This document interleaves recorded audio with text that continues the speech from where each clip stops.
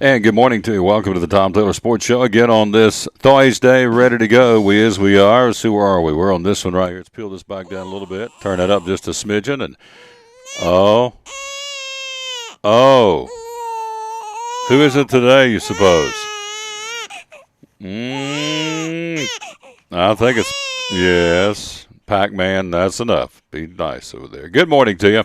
It is, again, a Thursday, the 17th day of the month. We're down to 98 days till Christmas. If you're interested in that, of course, our show is number 141 today, and we thank you for being with us again on this Thursday, September the 17th. Lots and lots to talk about. A lot of folks to talk to.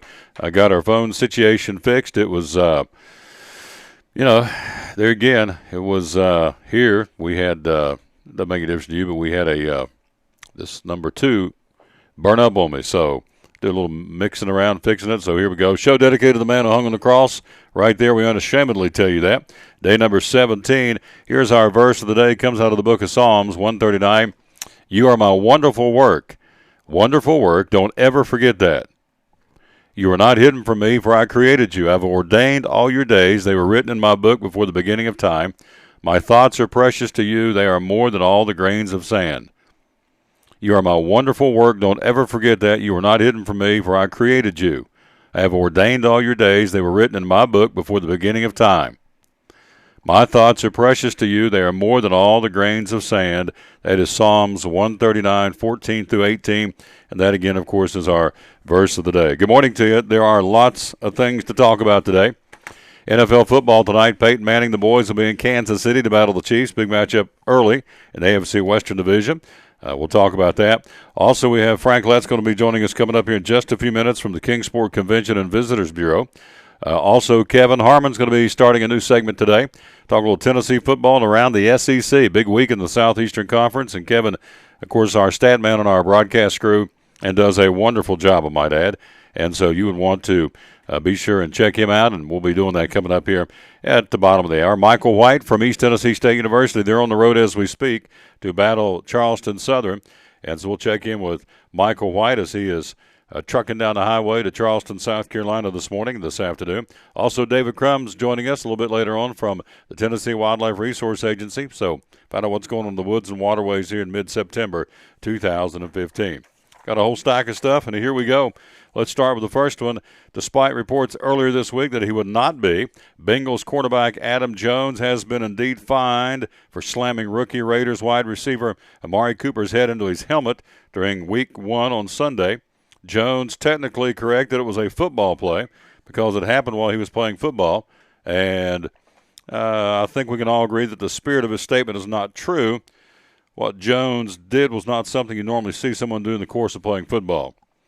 Jones and Cooper wrestle each other to the ground, then Jones knocks Cooper's helmet off, then slams Cooper's head into the – and this Pac-Man Jones, by the way, and this Adam Pac-Man, he's dropped Pac-Man, and this Pac-Man Jones, I think it is.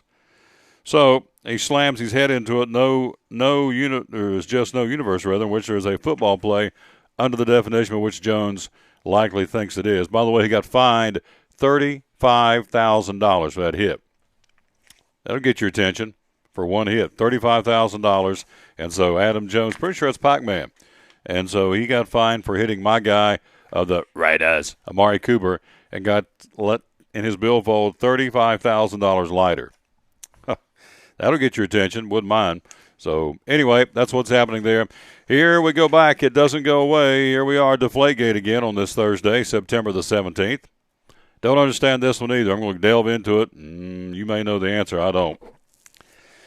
4 months and 5 days after being suspended for the roles they played in Deflategate, Patriots employees John Drisminski and Jim McNally have been reinstated. The league said that'll happen and has happened as of yesterday, has granted both men permission to return to work. Now, here's the catch. We said this 2 weeks ago when this first came out. It's still unclear who actually suspended the two guys. NFL says the Patriots made the decision to suspend them. However, the Patriots say they only suspended McNally and Drisminski because the league asked them to. So if that's the case, then the league's saying you come back, but you didn't really suspend them to begin with. This is not your place to tell them they can come back. It's the Patriots. Patriots apparently said they didn't do it. They said the NFL made the decision to suspend them. Patriots said they only suspended them because the league asked them to. So somebody's not taking credit for suspending these two guys, but they're back now. Both men will likely return to the team in new roles. McNally, you might remember as the deflator, previously served as the Patriots' locker room attendant, while Jastrzemski served as an equipment assistant. Both were suspended on May the 11th.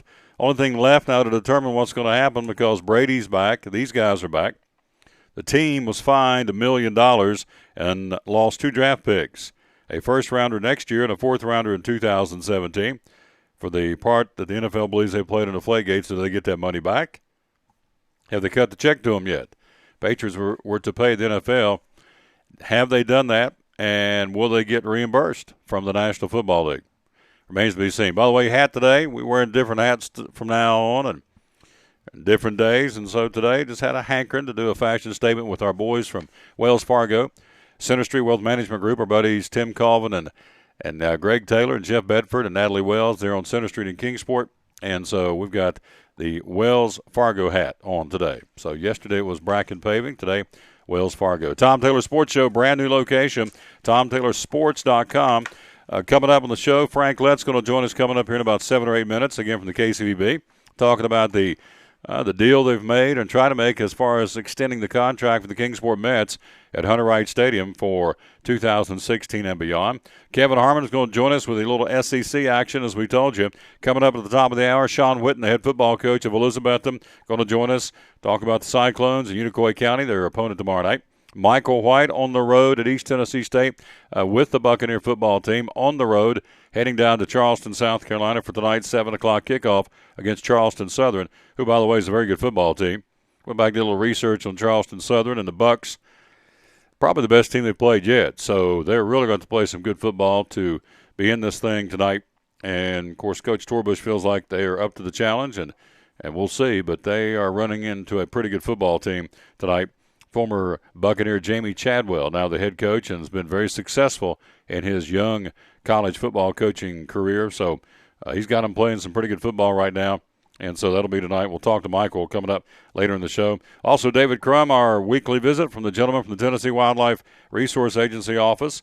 See what's going on there as far as what's happening in the woods and waterways here in mid-September 2015. We thank you for being with us. So Pac-Man Jones not happy because he got $35,000 taken out of his billfold. Geno Smith is not happy. Geno, of course, as you know, a young man who got sucker punched and broke his jaw in the locker room after a fight over a $600 plane ticket. Geno sidelined after surgery, losing his starting job to Ryan Fitzpatrick, who helped the Jets to a season-opening win over the Browns on Sunday. Yesterday, Smith talked about all the missed training camp practices and preseason games and what is his role now with the team for the New York Jets that drafted him in the second round of 2013. He says, quote, "I'm extremely angry. Have to keep my temper down. I can't exhibit that in the locker room. I can't exhibit that on a daily basis. I just feel for my family more because they enjoy seeing me out there." And so as for whose team this is, Smith isn't sure. He said, you know what, I'm on the team. The guys look at me as the leader, but whether it's my team or not, it's Woody's team. It's Coach Bowles' team, and it's a trickle-down effect. Smith, who weighs 215, he's lost about 7 or 8 pounds since all this happened. You want to say, okay, it's Fitzpatrick's team, but that's kind of pinning me and him against each other. We're all in this thing together. It's a collective bond.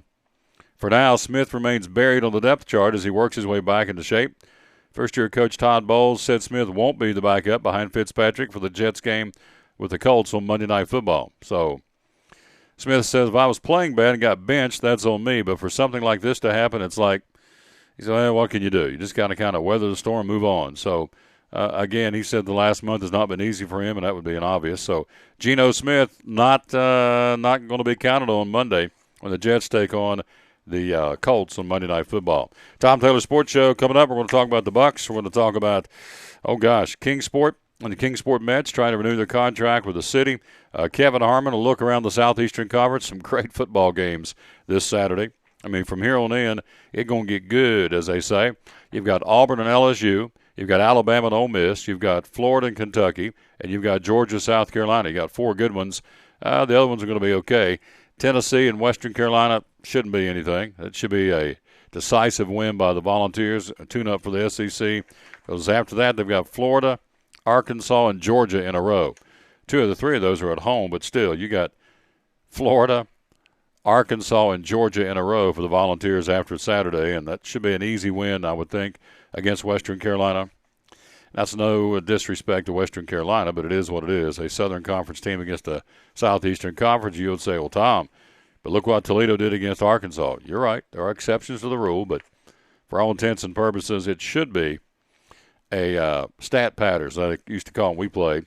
Pad those stats. We're going to look good and get a lot of big numbers, and it'll all look good. So, but Western Carolina, I'm sure, will have everything they can to say about it. They come over by way of the mountains from Colby, North Carolina, to battle the Volunteers on Saturday night, and their goals come in to pull off the upset. So, we all have to do, I should say all we have to do is go back to Appalachian State doing that number on Michigan several years back, and it is certainly not out of the realm of possibility, but get on paper, Tennessee should win and win decisively. More fallout from the Rutgers football team. Latest member of the team to be suspended is the head coach. Ain't good in Rutgers land, folks. Rutgers has suspended Kyle Flood 3 games, fined him $50,000 following an investigation by the school into rules violations. The school has been investigating an email Flood sent from a personal email account to a faculty member regarding the status of cornerback Nadir Barnwell. Email was about the academic eligibility of Barnwell. All communication with the student-athlete's instructor must come from an academic support member. Can't go one-on-one talk to him. Or, in this case, send him an email. According to the letter, Flood not only emailed an instructor but met with him in person regarding the standing of Barnwell. Meeting took place off campus and occurred after Flood had already been reminded he could not have direct contact with school faculty. I don't understand that. If I got a kid on the football team and he's not doing well in social studies or whatever the class would be in college, why could I not call up the instructor and say, hey, Tom ain't doing so hot. What can we do to get Tom better in class so I don't lose him? So I don't know if that's a NCAA rule or a Rutgers rule, but again, coach had been reminded he could not have direct contact with a school faculty member, which I just don't get. As a result of the meeting, the faculty member agreed to review an additional paper as partial satisfaction for the requirements of a course the student had already completed. Also, both Flood and the student acknowledged that Coach Flood provided grammatical and minor editorial suggestions to the submitted paper. He's helped him do his paper. That ain't good up at Rutgers. It was determined, however, that the assistance Flood provided was in line with standard support for students. So it doesn't make any sense. Again, one part says you shouldn't have done it, another part says okay. So anyway, fact of the matter is Rutgers has suspended Kyle Flood, their football coach, 3 games and fined him $50,000 following an investigation by the school into rules violations. So you would ask, okay, the next 3 games, who might Rutgers be playing? That's a very good question. I'm glad you asked. You've got, that's not good. Saturday they're at Penn State. Next week, they're at Kansas, or hosting Kansas, and then October the 10th, they have an open day. Then October the 10th, they host Michigan State. So they had an 8-5 season last year, so Coach Flood misses Penn State, Kansas, and Michigan State. That ain't good, as they say back home. So anyway, again, the Rutgers coach suspended by the school 3 games and fined him $50,000 following an investigation into rules violations. It must be a Rutgers rules violation, more so than the NCAA. There's nothing in here about a suspension or anything like that as far as being put on probation. So this must be a Rutgers, an internal Rutgers deal. So anyway, coach out 3 games. I would assume, obviously, assistants will step up and take his place, and also his billfold is $50,000 lighter. So there's 2 big penalties today. Pac-Man Jones, $35,000 for the hit on the Raiders, Amari Cooper. And now Coach Flood from Rutgers losing $50,000 out of his billfold for rules violations there at Rutgers University. Tom Taylor Sports Show, again, we thank you for being with us. Everything you can watch and see is now at TomTaylorSports.com. Our coaches' shows are there, getting a lot of hits this week, and we appreciate that. Stacey Carter and Graham Clark and Sean Witten. Also the Tom Taylor Sports Show getting hits. We appreciate that. And, of course, our broadcast tomorrow night. Go ahead and do it right here, Tom. Oh, there it is.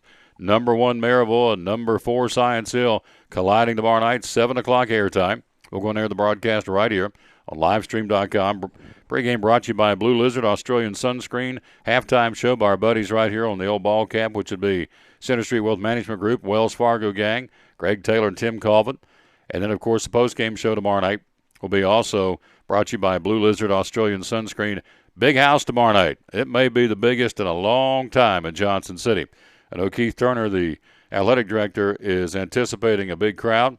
And, of course, they had a big one last year when Dobbins Minute came there on Halloween. But this is, as we've said all week long, and it's true, this is the program you gauge your program on. Maryville's coming. Back-to-back state championships. They won 34 games in a row. I mean, these guys are the deal. They walk in with a little swagger, and they should. They've earned it. And so if you want to get to the next level, which is what Coach Carter's told me in the last 2 years, he said, I don't just want to be number one in the Tri-Cities. I want to be number one in East Tennessee, and ultimately I want to be able to make a splash statewide on our football program. I love that. So this is where it starts. A good way to do it is to beat these guys tomorrow night. It'll take a yeoman's effort, but, hey, again, I'll go back to the Bible, and, old David picked up that slingshot, looked over Goliath, and said, what's the big deal? Boom. So we'll see tomorrow night. They got to play a really good football game, Science Hill. Again, we're going to air the broadcast at 7 o'clock tomorrow night right here, and we're looking forward to doing that. And so it's going to be all good tomorrow evening. Cody Hilton will be our producer of said broadcast. The best man in the world on the stats. I tell everybody this, and I'm not joking. This guy is as good as anybody anywhere. Kevin Harmon is awesome. He's going to join us coming up here in a few minutes. And then also, of course, our color commentator, who is a dandy in his own right, only his third game we've worked together. And the chemistry is there, no question. Don Shepard does an outstanding job, and so we'll be ready to go tomorrow night with our broadcast again, cranking it up, getting ready to get after it again from Kermit Tipton Stadium and Steve Spurrier Field tomorrow night. All right, let's go to the phone. Oh, this is good to hear this thing's working. Isn't that nice? So it was working yesterday, except the phone. Well, doesn't matter to you, but it was a little problem right here. Franklin Lett. I'm here. There he is. My man is in the house. Frank Lett is with us again from the Kingsport Convention and Visitors Bureau. Good afternoon, or actually good morning, sir. How are you? I'm good. I'm just, I'm going to be honest, Tom. I'm checking your stats here because I'm sitting at my desk listening, and I was in disbelief that Pac-Man Jones can try to take Amari Cooper's head off for $35,000, and a coach checks on his player, and it cost him $50,000. You were right. You were exactly right. What? Yeah. I'm just baffled at that. What am I missing this Rutgers thing? It's and it says that did you know? I didn't know this, that they cannot have direct contact with a school faculty member. I didn't realize that. That has to be a school rule because, and who am I to judge Rutgers? I don't know that much about them other than women's basketball program's pretty strong, but that just seems dumb. How's that for politically correct on the radio, man? That's what we do on this show. You got it. That's just dumb. Yep, you're exactly right. I agree. Why wouldn't you know? I mean, so you're telling me, Coach Carter, you're just talking about Science Hill, one of his cornerback. I don't know. I don't know any of the players. So let's just say Tom Taylor plays cornerback, and he wants to go talk to his chemistry teacher to make sure he's passing. Well, in the States, he gets fined $50,000. Pretty much what it is. And he met him off campus and said, "Hey, how can I help this kid?" And yeah, $50,000 in 3 games. He loses. He won't be there for Penn State, Kansas, and Michigan State. So that makes perfect sense. Yeah, there you go. Right in the heart of your season. So yeah. If I was Kyle Flood, I'd be going, maybe I need to be somewhere else next year. Cause if I'm the New Jersey Board of Regents, I'm probably going to ask, now how is that in the best interest of our student athlete? Wait a minute, where's my bell? Hit the bell. You got it. Good job. My man Franklin Lett is with us here again. We appreciate him with the Kingsport Convention and Visitors Bureau. And, hey, you guys are in negotiations with the Kingsport Mets to keep KMET baseball in Kingsport, which I think is obvious. Tell me, and awesome, too. And tell me about it. Yeah, we gave a presentation before the Board of Mayor and Aldermen on Monday. We're pretty much, I think, nothing's for sure. I think we're past the negotiation. Everybody's agreed in I guess the big sports talk. I sound like I know what I'm doing. Everybody's agreed in principle, and now it's just up to the guys that get paid to dot the T's and cross the I, or whatever, dot the I's, cross the T's, whatever, dot the T's, whatever you want to do. Make sure we got all of our legalese right. Obviously, from my last sentence, that's not me.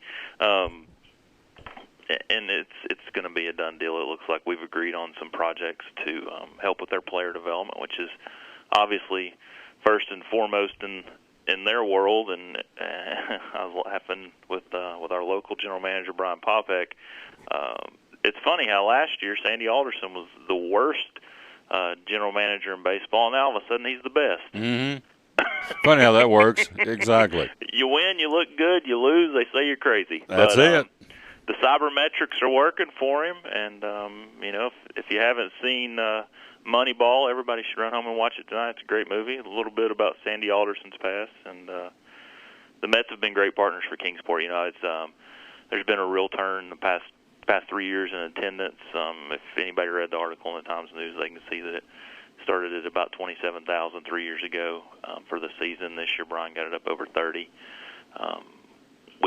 And an odd stat for you and for folks at home is the Mets play about 40 games a year at home. I think the Appy League is between 35 and 40 games at home for each team, depending on the year. And I think this past year we played 35 or 37, I can't remember off the top of my head, college games up there. So, we almost doubled the amount of traffic on the field that the Mets provide in the season. So those upgrades that we've agreed to with them are not only going to help their player development, but help us in retaining and recruiting more events and making it a good experience when my buddy Tom Taylor comes up to watch, and should make everybody happy. We're looking to add 1,000 square feet fitness facility onto the front for them. They don't currently have a rehab facility on site or a strength training facility.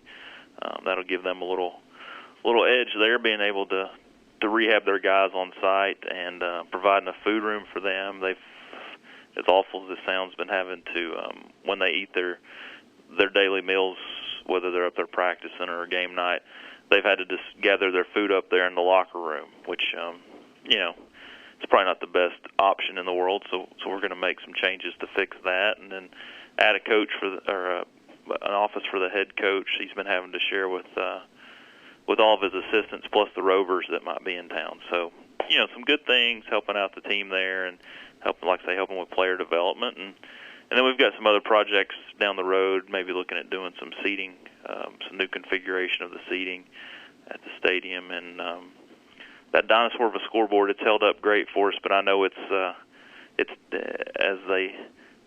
good story I'll tell you later, but as the doctor told one of my baseball coaching friend's father, your lifetime warranty is almost up. There you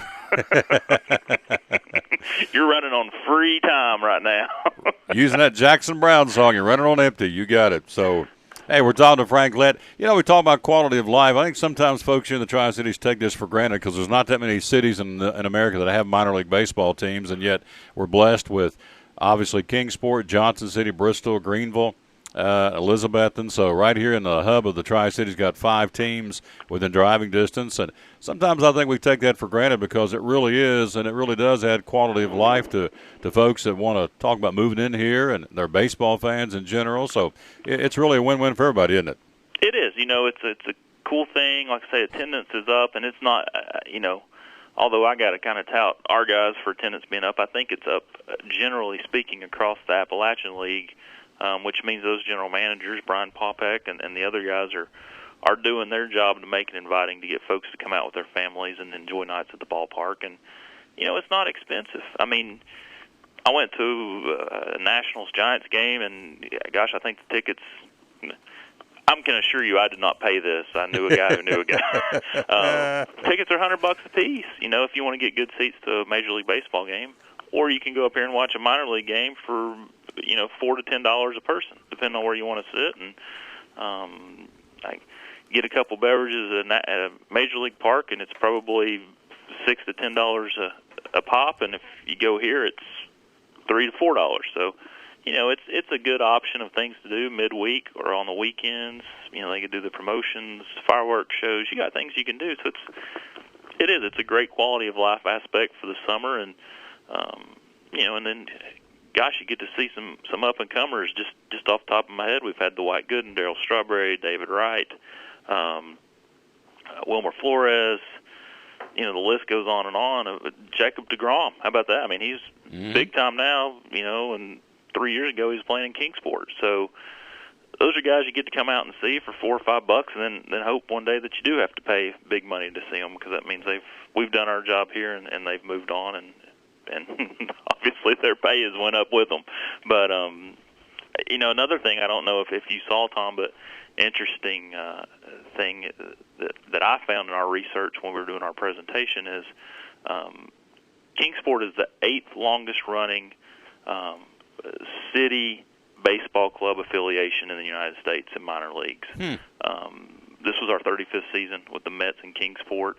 It was actually Johnson City Cardinals' 40th year and the Elizabethton Twins' 41st season.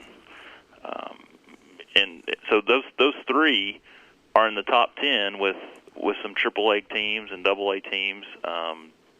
The Reading Phillies have the longest stint.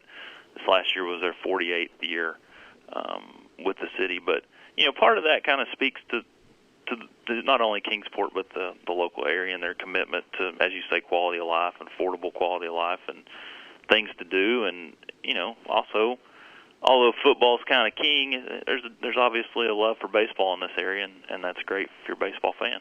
We're talking to Frank Levin, the Kingsport Convention and Visitors Bureau. We're going to switch gears before I let you go. Coming up, Kevin Harmon's going to take us around the SEC. Also later on in the show, Shawn WITTEN joins us, the head football coach of Elizabethton. Michael White's going to join us. He's on the road literally driving to Charleston, South Carolina tonight with the Bucks, the sports information director. And Franklin, you're a big Tennessee fan. Again, in your humble opinion, what went wrong down there Saturday night?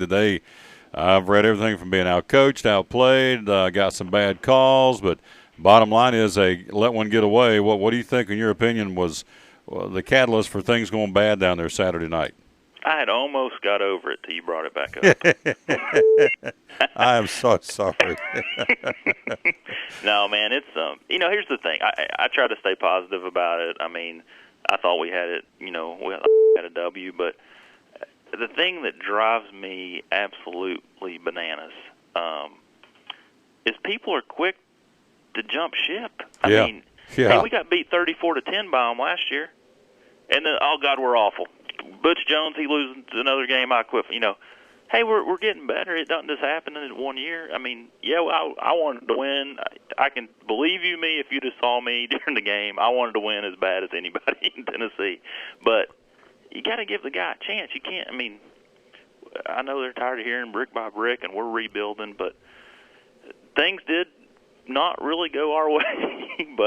And I put something on Facebook, and I got beat up a little bit, but we made some bad decisions.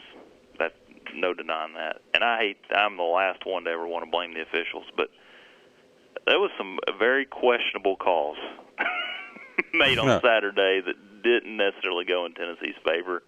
And that's just part of it. I mean, that's part of the game, and you got to play to win. And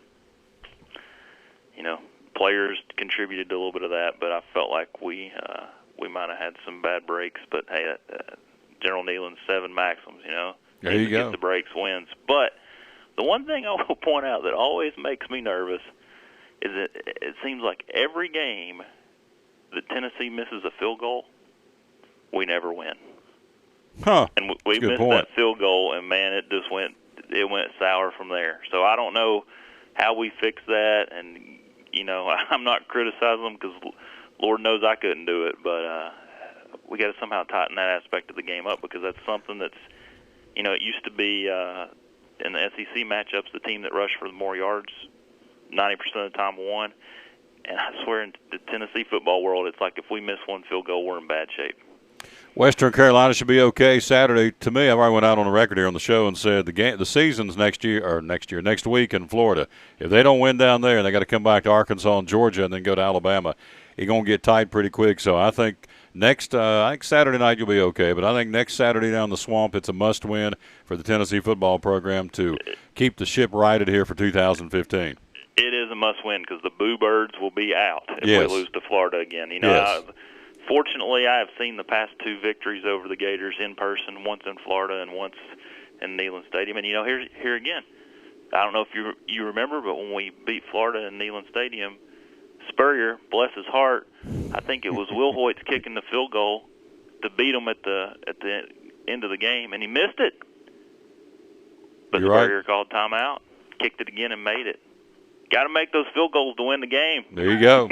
Special teams, big part, no question. No That's question. Right. You know, we got some challenges with injuries, but we got some guys, and everybody's got to remember too. I mean, my man Space Dobbs he don't have a lot of experience in the game. I mean, he came in late in the season last year. He's still learning, and he's just a junior. I hate to be the guy that says, maybe we've stumbled a little this year, but there's always next year, and we're just 2 games in, and other than rankings, does that Oklahoma game really matter? We'll see. We'll see. Well put.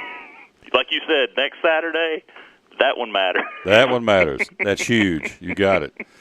Hey, brother, I appreciate you very much. Thanks for being part of the show. Keep smiling. Hey, I'll talk to you real soon, all right? All right, buddy. Sounds good. Take care. Yes, sir. Great job. Appreciate him very much. Our buddy Frank Lett with the Kingsport Convention and Visitors Bureau. Hey, we'll take a break, come right back. We'll check in with Kevin Harmon. Speaking of Tennessee, we'll get his take. His son's in the band down there, the Pride of the Southland Band. You're talking about a proud papa as well. He should be. And so we'll check in with our buddy Kevin coming up here in just a few minutes. And also take a look around the Southeastern Conference, see how things are going for the SEC. Going to be a big weekend in the SEC. Some good ones. And we'll do that right after you hear this from our buddy Tim Copenhagen and the gang at Champion Chevrolet on the Thursday edition of the Tom Taylor Sports Show. Trucks, and more trucks. At Champion Chevrolet on the Motor Mile in Johnson City, we have Silverado trucks everywhere with discounts up to $11,000 off MSRP on select Silverado All-Star Crew Cabs. 15 Spark, $10,995. 15 Sonic, $12,995. 15 Track, $17,995. 15 Equinox, $20,995. Shop us online 24/7 and don't forget our Saturday service hours. Champion Chevrolet on the Motor Mile in Johnson City, where they leave you asking, how do they do that? It's time now.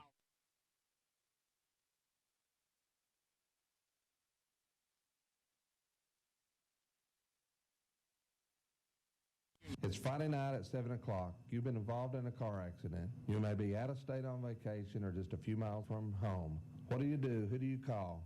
At Farmers Insurance Group, one call is all you have to make. Hello, this is Jim Klein, an agent with Farmers Insurance. It's called One and Done.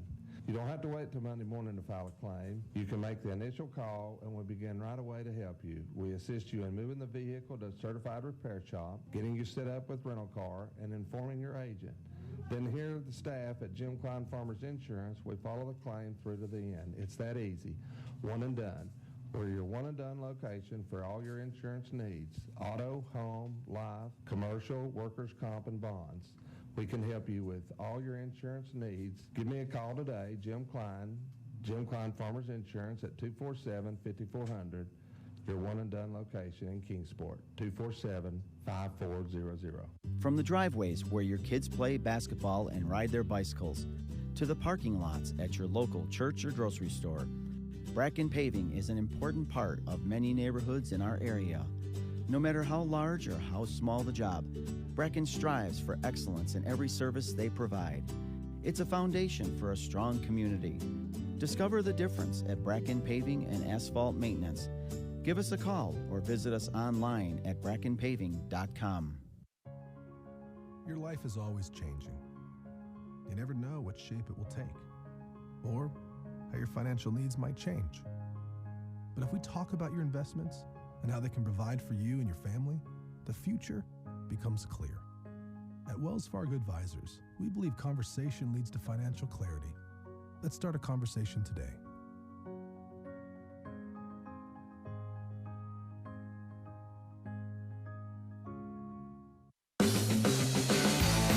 And that, of course, will be with our buddy Greg Taylor and Tim Coleman at 765-1000. Good morning. Thank you for being with us here on the Tom Taylor Sports Show. Here we go. Let's go to my man.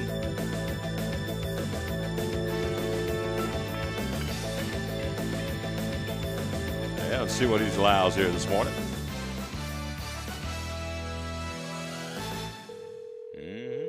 All right. There's one ringy-dingy.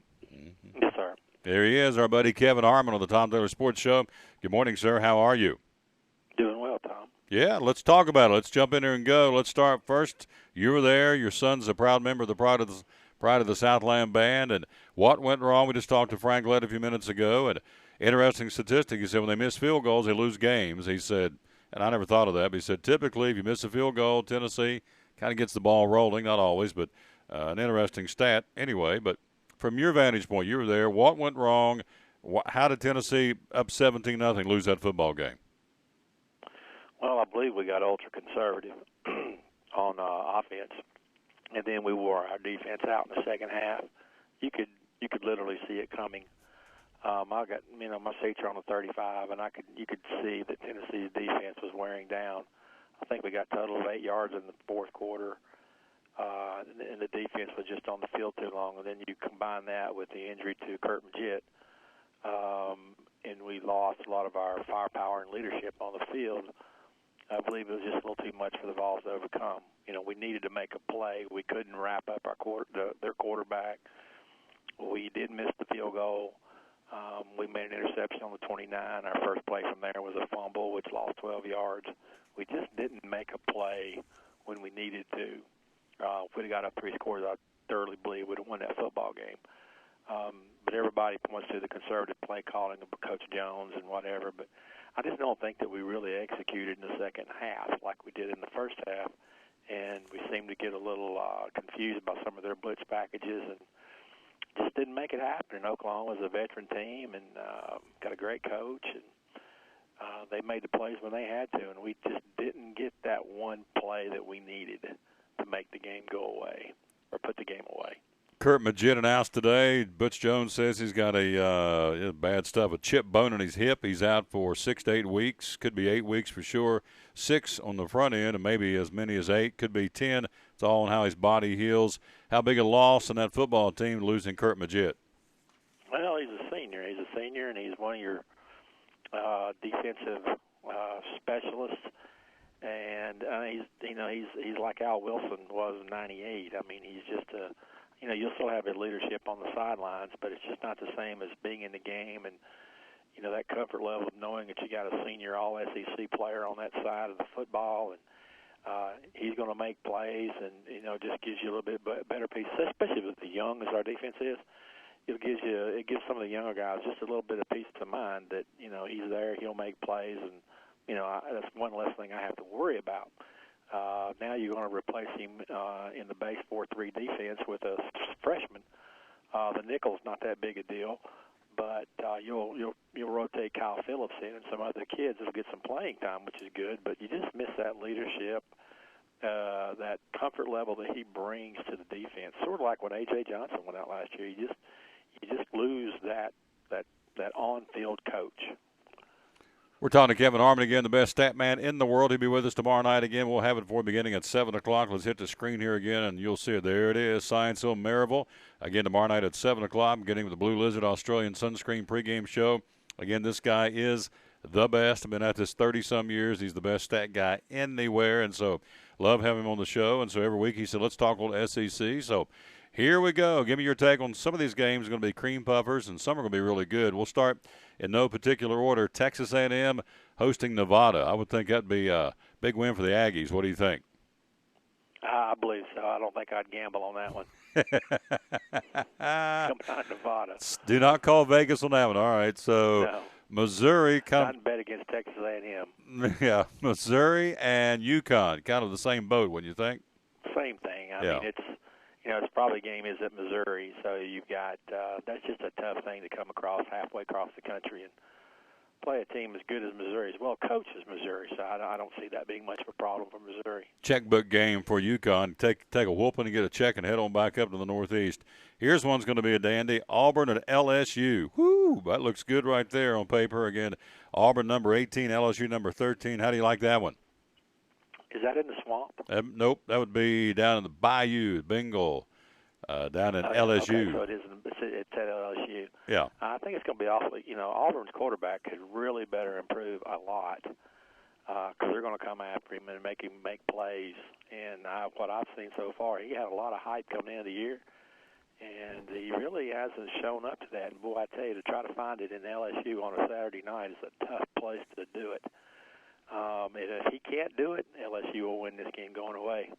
Talking to Kevin Harmon coming up. We've got Sean Witten going to join us at the top of the hour. Again, the head football coach of the Elizabethton Cyclones. Also, Michael White, the SID, Sports Information Director for East Tennessee State, will be joining us on the road, literally, driving to Charleston, South Carolina for the game tonight for the Bucks and the Bucks. They're both Buccaneer programs. And also, a little bit later on, David CRUM, our weekly visit from the Tennessee Wildlife Resource Agency officer to see what we can be doing in the woods and on the waterways right now here in mid-September. Vanderbilt 0-2, hosting Austin Peay on Saturday in Nashville. I would think at 0-2, this is a must-win for the Commodores. What do you think? Oh, it'd be brutal if they lose this game. There's just no way they can lose this game. But it's Vanderbilt, and they've been beaten by Western Kentucky. They play Georgia pretty tough. They have good defense, but they just have no offensive firepower whatsoever. But still, Austin Peay is a lower division football team. It shouldn't be a problem. But, again, it's Vanderbilt, and I hate to say that. But, boy, if they lose it, I think Mason's on a serious hot seat. Yeah, they've been outscored the first two games, 45-26 overall. They're 0-2, and, again, the only winless team in the Southeastern Conference. So they've got Austin Peay to hopefully get healthy on Saturday at 4 o'clock in Nashville. Mississippi State hosting Northwestern State. I think that's a checkbook game, so we'll skip that one. But here's the next one. Woo! South Carolina at Georgia. Georgia 2-0. South Carolina, of course, 1-1, losing to Kentucky last week at home, which is tough to swallow if you're a Gamecock fan. So you like Georgia at home or South Carolina on Saturday night in Athens? I don't see how you can go against Georgia at home. You know, they have some quarterback issues, but I don't think it's what South Carolina is facing now. I've got some relatives that are South Carolina fans, and they feel okay that they're not going to miss their quarterback that much. But you know, he was number one for a reason, and you know, you got a coach that's a quarterback guru, and they're just not playing very well right now, and their defense is very suspect. And I just think the way Georgia runs the football, it's going to be a long night for South Carolina. We're taking a look at the Southeastern Conference with our buddy Kevin Harmon. Again, the stat man for our broadcast crew, who does a great job. Texas Tech at Arkansas. Texas Tech at 2-0. Arkansas, as we all know, losing to Toledo. They're 1-1. They're at home Saturday night. Do you like Arkansas or Texas Tech? The Red Raiders going to come in and get an upset, or you going to go with the Razorbacks? Yeah, I'm going to go with the Razorbacks. I guarantee you their practices were no fun this week. And they're not going to – I think they overlooked Toledo. And I don't think they're going to overlook Texas Tech. They have a statement to make, and they need to make it, and I believe that they will. Florida at Kentucky. And I said this earlier in the week. I know. I've told folks that Kentucky's they're coming with Stoops up there, and it's still Kentucky football. But, hey, to go down to South Carolina and get a win on the road in the conference in Columbia, that's big. They host Florida on Saturday evening in Lexington. Kentucky or Florida, who you like there? Well, I like Florida. They're going to have Vernon Hargraves back. And they have a very tough defense. It's a tough place to play in the swamp. But, you know, last year Kentucky took them to a couple of overtimes. So is it in Kentucky or is it in Florida? It's in Lexington, yeah. Yeah, that's the saving grace for Kentucky, because that place will be rabid with Kentucky fans. I don't know if Florida really has the offense yet, but I think their defense will keep Kentucky off the board. I think Florida wins a close one. All right. And then last, which is the marquee game, I think, Ole Miss at Alabama starting at 9:15 for ESPN on Saturday night. But do you like the Crimson Tide at home or Mississippi on the road? Well, Ole Miss has blown out a couple of patsies, and Alabama didn't show a lot. And I don't know, just by sheer talent and I think the big tackle for LSU's got to sit this game out, Tutzel. Alabama is very strong up front, and I think Alabama will win the line of scrimmage, and they will beat Ole Miss a couple of touchdowns. Tennessee should have no problem Saturday night against Western Carolina, but next week I've already went out on record and saying, this is me, it is a must-win for that football team for Tennessee to go down and win at Florida with you got Arkansas, Georgia, and Alabama looming on the horizon, so they've got to go to the swamp and win next Saturday. For me, it's the season. If you lose that one, again, you've lost Oklahoma, now Florida, so I would think a young football team put them in a tailspin, and this is purely my opinion, but I'd say it's a game of the year next week for Tennessee down in Florida. What do you think? Well, it's a huge game, and it's really a big game for the fan base. Tennessee needs to get the monkey off their back with Florida. Fans will forgive the Oklahoma loss if they can beat Florida. Now, we have the offense to go in there, and we have the defense to go in there and beat Florida this year. We had a team last year. We just made too many mistakes in the red zone, and we kicked field goals. We can't do that. We have to convert when we get in the red zone, and then we have to play tough defense. We have to make their offense earn it. And that we really shut them down last year until they brought in Treon Harris, and the guy hits the long field goal, but the time expired. Tennessee should have won that football game. It's a heartbreaker, but we don't need any more heartbreakers. And the fan base is really going to get restless if they are to lose that football game. It's a must-win. It's a high-pressure game. It's a must-win for Tennessee. They need to make it happen. So before we get out of here, I'm going to let the last question. All right, you made a great point. The fan base getting restless. Folks know that the cupboard was pretty empty when Butch Jones took it over. Everybody knows that. And yet the impatience is beginning to kick in. I've read on Facebook there's been some folks that lit Jones up pretty good this week. So why is it that Tennessee's fan base seems to be more than other programs in the country? But, I'm not around those, but I hear it around here. Why is the fan base of Tennessee looks to be more impatient than other schools? I mean, you got to give this guy a chance. He's only been there 3 years to get his recruits in, right? Yeah, I don't think that he's in any trouble, even if he loses at Florida, with the administration of the university. I believe the fan base is going to get very, very vocal, and that puts a lot of pressure on. And Tennessee had the football game Saturday night, and everybody saw it who was there and watching on television, and they just got conservative. So it's brought into play his play calling during tough times and under pressure and things like that. He came out and said, there's analytics involved in kicking that first field goal. Well, and I don't know, you got a 245-pound tailback. That's not much analytics to me, given football. And yep. I don't know if Tennessee eats their fans eat it up like anybody else does after a tough loss like that. But this fan base has really struggled for a long time, and we need to win the games that we should win. We should have beat Florida last year. We need to win this game because we should win this game. And we need to stop coming close and no more moral victories. It's time for him to win the games that they should win. Now, Alabama, I can see us losing that game. Georgia has got a good football team, but we're competitive with everybody else, especially in the SEC East. And the team that we play out of the West this year is Arkansas. We're very competitive with them, and we need to be competitive. We don't need to give the games away. I think that's what's got the fan base very frustrated. There you go. Hey, a great report as always, my friend. Thank you. Looking forward to working with you tomorrow night. Again, you're the best, and hey, keep smiling, and we'll talk to you tomorrow evening. It's going to be a great football game, Science Hill and Maryville.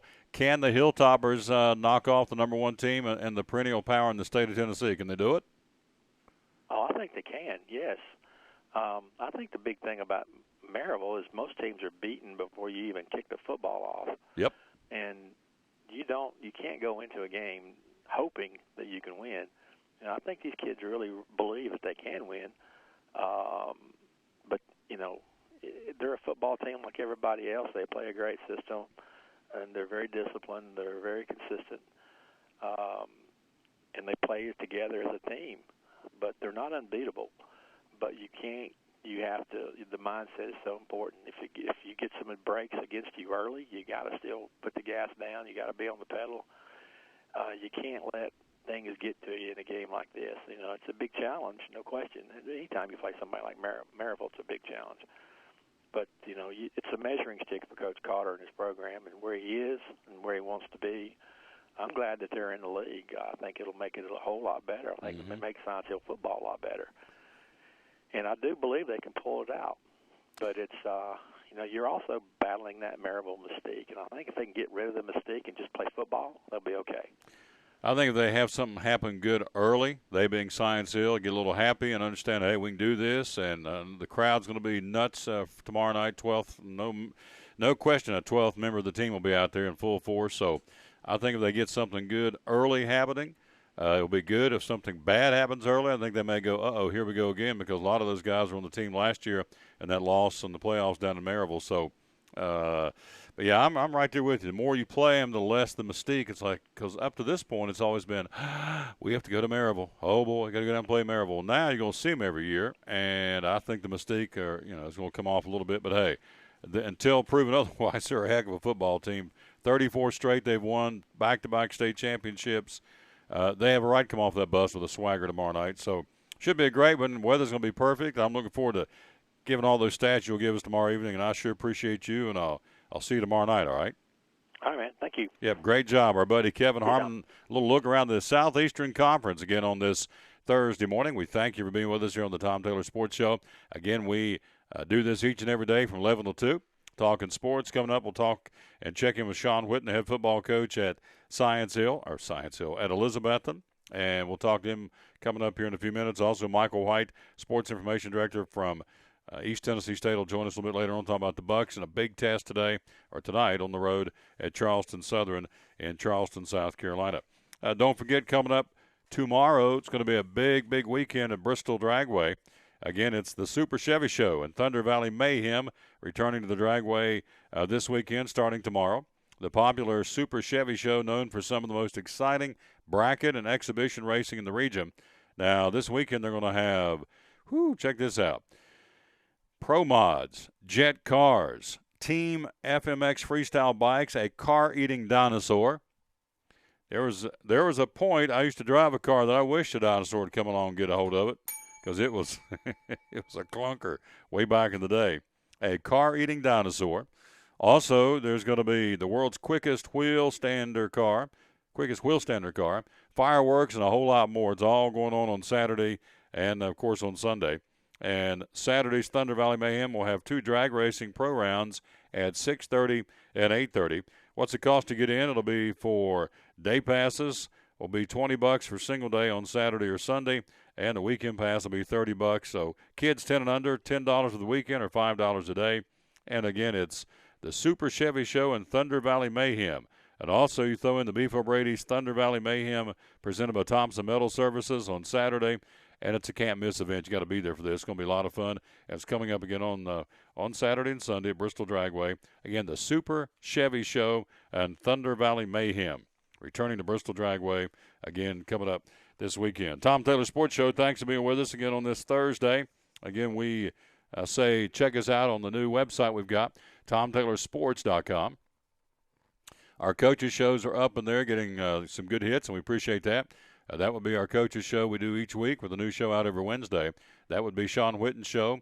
Also, Stacy Carter's coaches' show we host, and also the Graham Clark coaches' show that we host. And so those folks are there, and we appreciate them very, very much. And you can check them out every week for the brand new show. And they're out there. All you got to do is go to TomTaylorSports.com. We're there, TomTaylorSports.com. And everything we're doing with this show and our Science Hill broadcast and, of course, the coaches' show, it's all there in one spot. It's like a menu, a one-stop shop. What's going on tonight in volleyball around the region? Got some good ones going on. In fact, at Science Hill is a showdown, as always, between Dobbins Bennett and Science Hill tonight. Tennessee High will be at Crockett. Daniel Boone plays volleyball at Sullivan Central. Elizabethton's Lady Cyclones go to Sullivan East. Sullivan South will play at Unicoi County. Sullivan North at Johnson County. In Southwest Virginia, Union at Ridgeview. The Kachia Homescorers play tonight in volleyball at Rye Cove. And Y Central will be at Lee. And soccer tonight, you have Crockett at University High. Dobbins Bennett plays on the road at Jefferson County.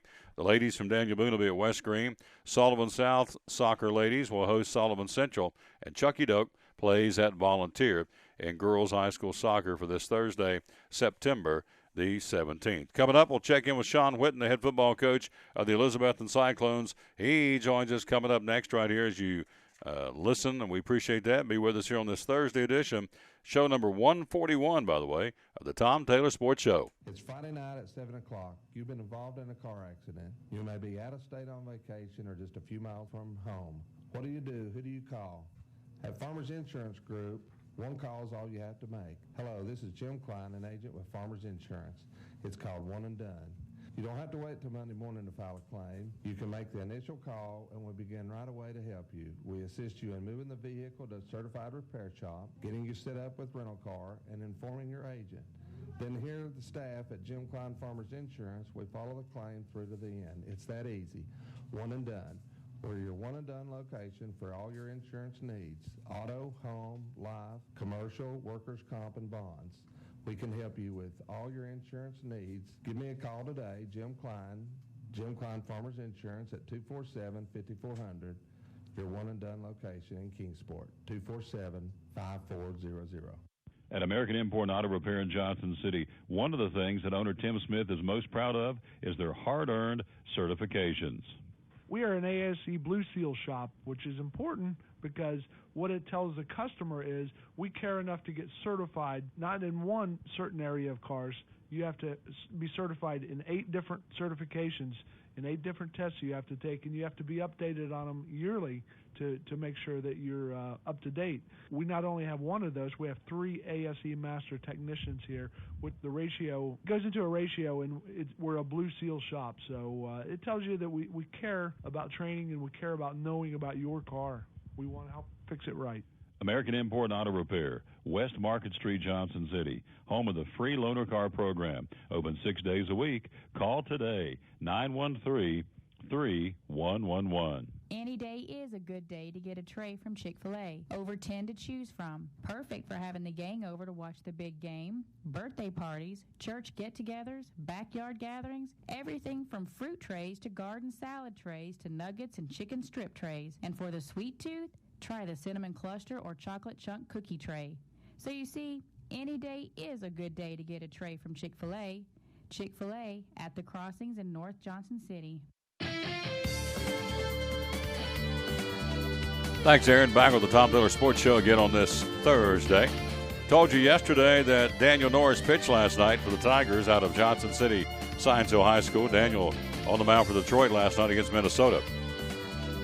Did not get a decision, went 3 2/3. He gave up a run, an earned run, gave up only 1 hit and faced 12 batters.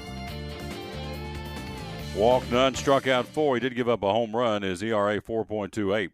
Again, Norris, 47 pitches, 27 of those for strikes. That's pretty good. Well over 50% of his pitches were strikes for Daniel Norris. And so Norris goes 3 2/3, gives up a hit, a run. It was earned on the solo home run. No walks, 4 strikeouts. As we said, gave up the Tater, solo Tater. And so anyway, that's the story on Norris. A no decision night for the lefty out of Johnson City, Tennessee. Good to see him come off the DL and get a chance to play.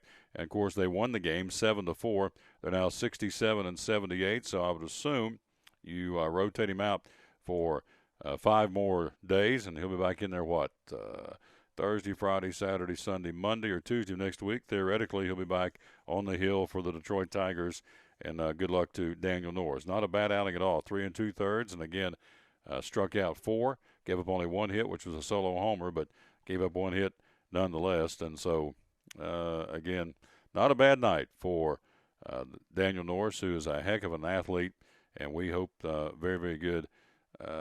Solo shot by Eddie Rosario, as a matter of fact, off of Daniel Norris. And so that was the only hit he gave up in 3 2/3, and he walked none and struck out 4. So a nice outing for him. Let's get ready to go, and let's see what we got with my man. We'll go right this way to cool. All right. Get a hold of Sean Witten, the head football coach of the Elizabethton Cyclones, see what he's got going on today.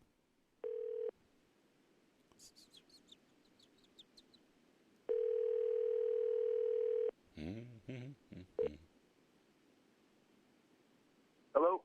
Coach Witten, Tom Taylor on the Tom Taylor Sports Show. How you doing, my friend? Great. Thanks for having me on again. Yes, sir. The coach's show, man, you do a good job. I was watching it, and you're pretty polished in front of that camera. So let's talk about the Unicoi County Blue Devils. Talk about the season so far. Let's grade your football team, where you are right now, A, B, C, or D, and Sean Witten's mind for the Cyclones. We're probably a B right now. We play pretty solid, other than probably a half of football and 3 football games. And, we played a 6A team and a 5A team, and then we opened up the stadium against Johnson County and had a lot of excitement and weren't really as focused as we needed to be. But our football team's done a great job. Our defense has played resilient. We've held teams to, 8 field goals inside the red zone. Our offense has done a good job not turning the football over. We've spread the football around. We've had multiple guys have big games. We've had multiple running backs inserted into the lineup. And, the most consistent thing about our football team has been the big hogs up front. Our offensive line has done a great job establishing our identity. Scotty Oliver setting the tempo at fullback. So overall, B, you always got areas to improve early in the season, and we got some young kids playing, but we're excited about the progress we've made and look forward to every Friday night. Talking to Sean Whitten again, head football coach of the Elizabethton Cyclones. Hunter Tyree, man, this kid has really come on. Last week, 12 out of 13, 188 yards and 3 touchdowns. And as we said, we taped the coaches show, those kind of numbers you'd see on a Sunday afternoon in the NFL or on college, so on a Saturday afternoon. So a heck of a night last week for Tyree, and he just keeps getting better and better. Looks like to me on the film, Coach, he is a thinking man's quarterback. He just kind of runs his ball club and does a great job, doesn't he? He does, and I think that anytime you develop confidence and get in a rhythm, you're a good football player. He takes what the defense gives him. He's doing a good job on his pre-snap read. He's being decisive, making quick decisions, taking care of the football. Obviously, the most important thing as a quarterback, getting the offense in a rhythm. And, too, if you want to be an explosive offense and, you want to be a dynamic offense, it's important to spread the football around. Multiple guys getting involved. It's throwing to the running backs out of the backfield. It's throwing to the outside receivers, inside receivers, trying to get the tight end involved. And, to be a good quarterback, the more you can spread it around, giving everybody some love, and our receivers doing a good job blocking. But, it's confidence. It's working on things in practice. It's developing a chemistry with your receivers and a guy. But, it goes back to guys that, in the program for 3 years, they wait their turn, they wait for the moment. And we tell kids all the time, you got to make the most of your opportunities depending on how many you get. And, he's done a great job with that. Talking to Sean Whitten, the head football coach of the Elizabethton Cyclones, taking the show on the road tomorrow night to Unicoi County. And what's the scouting report on the Blue Devils? Well, Tom, I tell you, they're a good football team. The last couple of years we've always played them late in the year, and they've been banged up or the season kind of hadn't gone the way it's supposed to. But early in the year, they're 2-2. They're getting off to a good start. They've played some good football games, and they've been into them in the fourth quarter. And they've had some turnovers and some mishaps late in the game that's kind of got them the 2 losses. But really good football team. Coach Glenn White does a great job, and their schemes are better. They're coached better. The kids are playing extremely tough. I tell you, they got some guys in a blue uniform I'd love to have. The body size, they're athletic.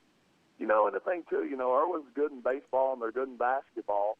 There's no reason why they can't be good in football. A lot of the same kids. So, playing them week 5 here, it's their 5th game. It's our 4th game. And, we're going to Irwin for 2 weeks in a row. But I tell you, Tom, our kids are just so excited that, every Friday it's another opportunity. We're honestly, we're living the dream. It's a new season for us, open up a new stadium, a new conference. And, anytime you go on the road to Blue Devil country, it's always a tough place to play. Absolutely. And, of course, let's face it, at home you have a huge crowd on the road. Great 12th man. I know when you played Science Hill, the place was packed. So Cyclone fans travel well to follow your football team, and that's big for those kids, right? Well, it is. And our band, we got over 100 people, 100 people in the band, and our fans do a great job. They've always been a great supporter. That's what makes this place special is the people. Regardless of who we play, where we got to go, the distance we got to travel, they're always going to be supportive of our kids and our teams. And our coaches do a good job and getting our kids ready. We emphasize certain things during the course of the week, and our kids go out there and play hard. And that's what I like about this team is the effort we're getting from the young kids, the leadership we're getting from the older kids, new kids buying into their roles. Preston Whitehead, getting more comfortable with the inside linebacker, Alex Norwood being the next factor, defensive end. Our young running backs stepping up, and so it's awesome when you got guys that the hard work pays off, and it's awesome to see these guys cherish these opportunities. Absolutely. Great report. Hey, we'll see you Monday morning, ready to shoot the next round of the Sean Whitten Coaches Show for TomTaylorSports.com. Appreciate you. Good luck, and go Cyclones tomorrow night, all right? Thanks, Tom. Appreciate you having me. Yes, sir. Good man right there. I like that guy a lot. He's class. Again, Sean Whitten, and he does a great job at Elizabethton, no question, and we appreciate him taking the time to talk to us. Again, the head football coach of the Elizabethton Cyclones. It is the Tom Taylor Sports Show the Pro Football Hall of Fame 2016 nominees are out. Let's see who we would have for the Pro Football Hall of Fame in Canton, Ohio. Who is going to be, again, the folks revealing its nominees for the class of 2016. Former Packer quarterback Brett Favre leading the way. He, of course, I would think would be a lock. Let's see, who else? Other nominees, Kurt Warner, offensive tackle Orlando Pace, receivers Isaac Bruce and Torrey Holt. I don't see those. Let's see, who else? Another former Rams player, Kevin Green, also on the list after being a finalist each year since 2012. Also, you have former coaches Tony Dungy, who led the Colts to a championship. He is on the ballot as far as a nominee. Edward DeBartolo Jr., who owned the 49ers for 23 years. He is also, and the same goes for the senior committee nominees, the late Raiders quarterback and former Lions and Redskin guard Dick Stanfill, and also Kenny Stabler. Why he's not in the Hall of Fame now, I have no clue, but that's here are the finalists. Again, let's break them down in categories. Let's see, quarterbacks up for nomination for the class of 2016. Drew Bledsoe, Brett Favre, that's a lock. The late Steve McNair, Phil Simms, Vinny Testaverde, and Kurt Warner are the running backs up for nomination for the Pro Football Hall of Fame. Just came out here a few minutes ago. Running backs, Sean Alexander, Otis Anderson, Tiki Barber, Roger Craig, Stephen Davis, Terrell Davis, Eddie George, Priest Holmes, Edgar James, Daryl Johnston. Let's see, Jamal Lewis, Clinton Portis, Herschel Walker. I didn't know he wasn't in the Hall of Fame. Ricky Waters and Brian Westbrook are the running backs that have been nominated. Wide receivers, Isaac Bruce, Gary Clark, Henry Ellard, Marvin Harrison, Torrey Holt, Terrell Owens, Sterling Sharp, Jimmy Smith, and Rod Smith. I don't see any of those guys that would merit, at least for me, getting into the Hall of Fame. Tight ends, Mark Bavaro and Jay Novacek are nominated. Offensive linemen, there's a slew of them. Trying to see any of them jump out at me. Joe Jacoby, I would think that may be one. Mark May, the old Redskins lineman. Steve Wisniewski, the Raiders lineman. These are some of the guys. Nate Newton, Tony Baselli, Jeff Bostic, Jay Hilgenberg, Chris Hinton, Joe Jacoby, as we said, Mike Kenn, Kenn, Nate Newton. So some of the guys. Defensive linemen, these are nominees for the National Football League Hall of Fame class of 2016. Defensive linemen, there's 6. Dexter Manley, Charles Mann, Leslie O'Neal, Simeon Rice, Fred Smirlis, and Bryant Young are the 6 defensive lineman nominees. Linebackers, got some good ones here. Cornelius Bennett, did he play for the Buffalo Bills? Is that right? Cornelius Bennett, Teddy Bruschi, Keith Bullock, Kevin Green, Ken Harvey, Levon Kirkland, Clay Matthews, Carl Mecklenburg, boy, there's one could play. Matt Millen, there's another one. Sam Mills, Zach Thomas, some of the linebackers. Defensive backs, let's see who some of these guys are. Eric Allen, Steve Atwater, Joey Browner, Leroy Butler, Rodney Harrison, John Lynch, Lawyer Malloy, Darren Sharper, Troy Vincent, Darren Woodson, Everson Walls, the old Cowboy defensive back. These guys are nominated for the Hall of Fame. And let's see, you have special teams players, Ethan Albright, Brian Mitchell, and Steve Tasker. Also in the kicking and punting category, these are nominees for the Pro Football Hall of Fame this year. Morton Anderson, Gary Anderson, John Carney, Jason Elam,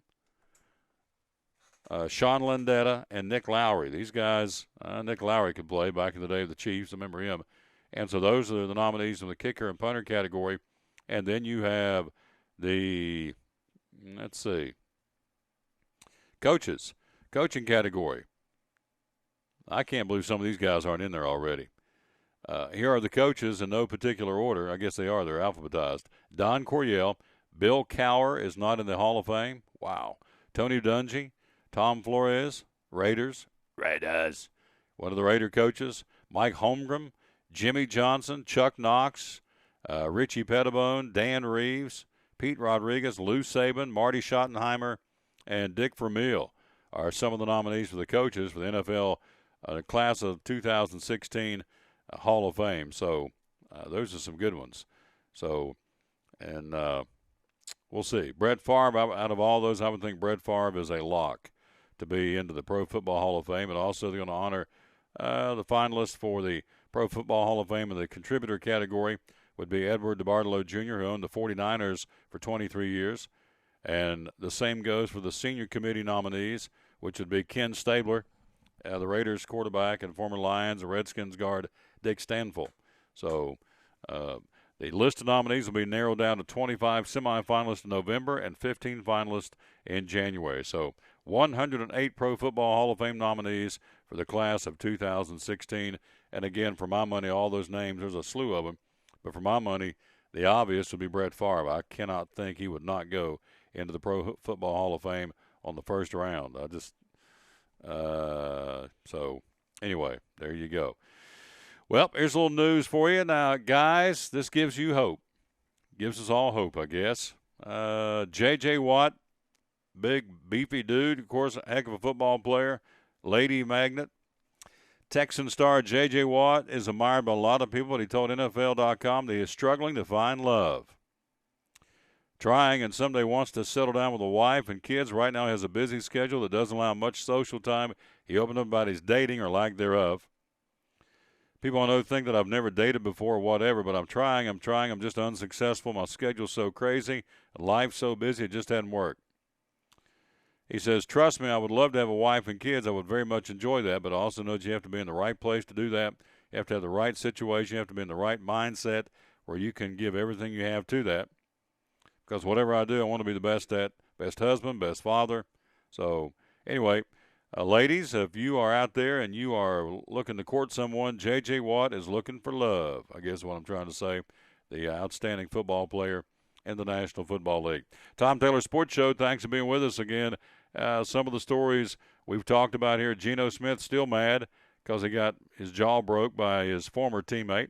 Also, you have the story, the Deflategate. 2 employees of the New England Patriots are going to be reinstated. Let's see. Here's one. Jason Pierre-Paul poking fun at his missing finger. Now, I'm not a fan of this guy. You've watched this show the last 3 or 4 days or 3 or 4 weeks. I think he is totally unloyal. I wouldn't give the guy air out of a jug if I was the Giants. I don't care how good he is. He has proven not to be a team player. And so now, he's costing his team. Jason Pierre-Paul may be missing his right index finger, but he's not missing his sense of humor. Made a joke about his current situation, and he says, I can't think of the last time my index finger got me a sack. Ha, ha, ha, ha. Okay. He's also missing a portion of his right thumb. He still believes he's ready to play football at some point this season, and so he's been working out. Now, the guy's a heck of a talent. There's no question. I'm not knocking what he did on the field between the lines. He is an outstanding talent. However, and I've went through this before, but, to get hurt, not let your team demand that they see this guy. That's the part I don't get. Why did management not say, look, you're an employee. Story goes he got hurt on July 4th and then would not let them examine him to see the severity of his injury. Well, I just don't see anybody else getting by with that in a normal job situation. So, case in point, let's just, I don't know, pick a hypothetical. Run over your foot with a lawnmower and mangle up your foot. Okay, call your employer and say, I'm out for a while. Well, how long? I'm just out. Well, have you been to the doctor? Yeah, but well, how long are you going to be out? How bad's the injury? I don't know, Michael. Well, let us, come over here to our employer, our doctor, and our medical folks and let them check you out. Nope, not going to do that. So he waited until 2 weeks ago to come let him have an examination because he knew what was going to happen, and they did. The Giants sent him home and said, you're not ready to play football. And so they sent him back to Florida. So anyway, he's making fun of his situation, and, I guess if you can poke fun at yourself, that's good. But bottom line is he's cost his football team. And, that's about as simple as you can put it. They could have probably used him against the Cowboys. I mean, the guy, had 12 sacks last year. He's a heck of a talent. But anyway, Jason Pierre-Paul's making fun of his injury and said, I'll be back, and it's not up to him. But they're still talking about letting him sign that franchise tender to be the $14 million defensive end, and I wouldn't do that in a heartbeat. However, I'm sitting here in East Tennessee, and he's in Florida making big bucks, far more bigger bucks, of course, than I am. So There you go. Guess the joke's on me. Tom Taylor Sports Show, thanks for being with us. We, again, got an NFL football game tonight. The Broncos and the Chiefs should be a good one. Big rivalry. Peyton Manning and the boys will be in Kansas City to battle the Chiefs coming up tonight on a Thursday night edition of the National Football League. Quick break. We'll be right back. Coming up at the bottom of the hour, we're going to be joined by Michael White, scheduled to join us, the Sports Information Director from East Tennessee State University, talking about the big game tonight with the Bucs on the road to Charleston Southern. We've already heard from Frank LETT from the Kingsport Convention and Visitors Bureau. Kevin Harmon talking a little SEC football and Tennessee football. Shawn Whitten, the head coach of Elizabethton. Michael White's going to be joining us coming up here in just a few minutes right here on the Tom Taylor Sports Show. It's Friday night at 7 o'clock. You've been involved in a car accident. You may be out of state on vacation or just a few miles from home. What do you do? Who do you call? At Farmers Insurance Group, one call is all you have to make. Hello, this is Jim Klein, an agent with Farmers Insurance. It's called One and Done. You don't have to wait till Monday morning to file a claim. You can make the initial call and we'll begin right away to help you. We assist you in moving the vehicle to a certified repair shop, getting you set up with rental car, and informing your agent. Then here at the staff at Jim Klein Farmers Insurance, we follow the claim through to the end. It's that easy. One and Done. We're your one-and-done location for all your insurance needs. Auto, home, life, commercial, workers' comp, and bonds. We can help you with all your insurance needs. Give me a call today, Jim Klein Farmers Insurance at 247-5400, your one-and-done location in Kingsport, 247-5400. At American Import and Auto Repair in Johnson City, one of the things that owner Tim Smith is most proud of is their hard-earned certifications. We are an ASE Blue Seal shop, which is important because what it tells the customer is we care enough to get certified, not in one certain area of cars. You have to be certified in 8 different certifications, in 8 different tests you have to take, and you have to be updated on them yearly to make sure that you're up to date. We not only have one of those, we have 3 ASE master technicians here. With the ratio, it goes into a ratio, and we're a Blue Seal shop. So it tells you that we care about training and we care about knowing about your car. We want to help fix it right. American Import and Auto Repair, West Market Street, Johnson City, home of the free loaner car program. Open 6 days a week. Call today, 913-3111. Any day is a good day to get a tray from Chick-fil-A. Over 10 to choose from. Perfect for having the gang over to watch the big game, birthday parties, church get-togethers, backyard gatherings, everything from fruit trays to garden salad trays to nuggets and chicken strip trays. And for the sweet tooth, try the cinnamon cluster or chocolate chunk cookie tray. So you see, any day is a good day to get a tray from Chick-fil-A. Chick-fil-A at the crossings in North Johnson City.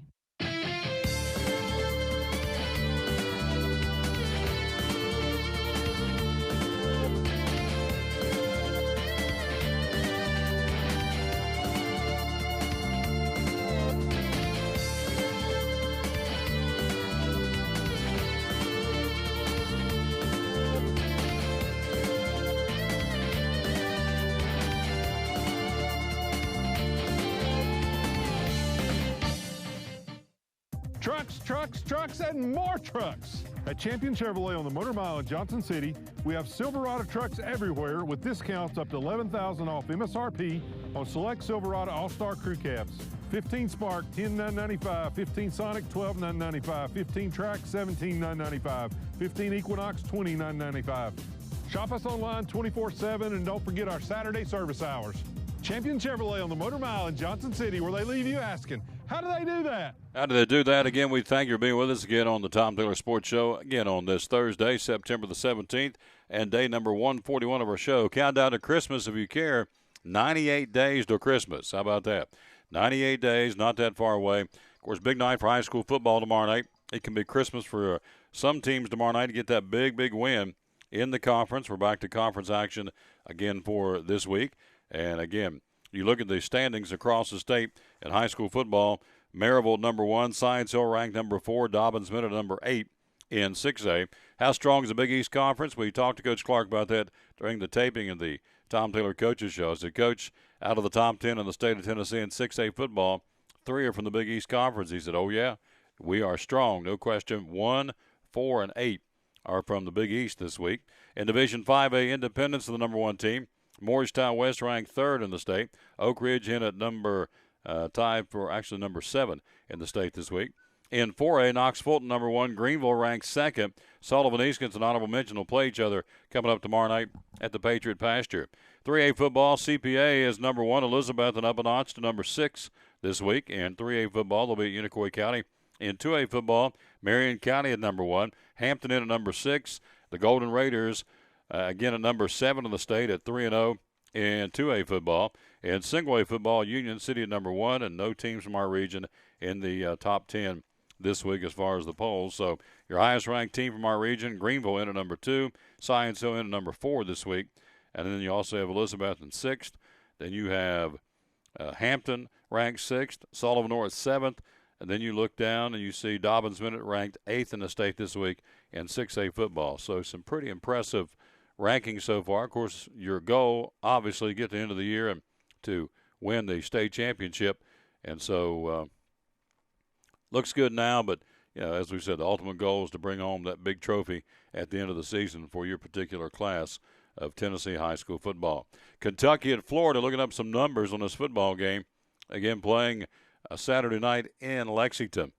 The Wildcats and the Florida Gators. Florida has won 28 consecutive games. Series in favor of the Gators, 48-17. Wow.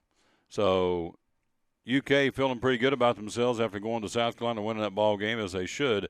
So Kentucky coach Mark Stoops says, hey, we're not going to hide from the losing streak. We've lost 28 straight to Florida.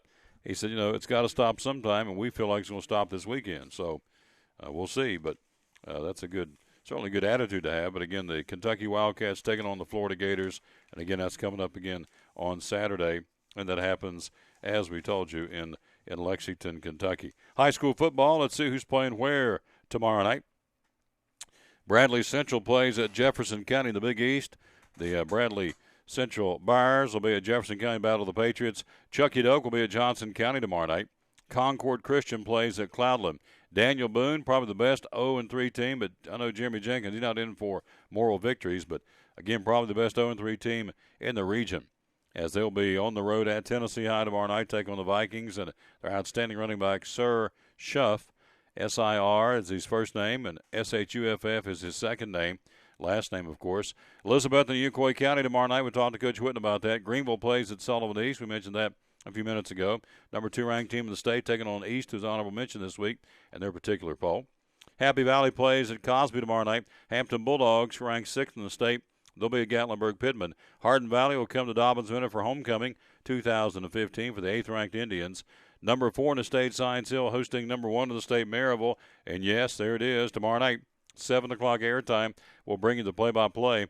Don Shepard and yours truly bringing it to you, along with Cody Helton and also Kevin Harmon. So, again, pregame at 7 o'clock with the Blue Lizard Australian Sunscreen pregame show. Kickoff at 7:30 tomorrow night. Again, from Kermit Tipton Stadium and Steve Spurrier Field. Should be an old-fashioned slobber knocker. Maryville, again, number 1 in the state. Back-to-back state championships and have won 34 straight ball games. And Science Hill's hoping to change all that tomorrow night, again, against the Rebels of Maryville High School. Who else plays tomorrow night? You've got Morristown West at Cock County, North Green at Cumberland Gap, Sevier County at Morristown East, Sullivan Central, the Cougars at home to Seymour. South Green will play at Sullivan North tomorrow night, 7th-ranked team in the state in 3A football. Sullivan South, good ball game there, takes on Cherokee down in Rogersville.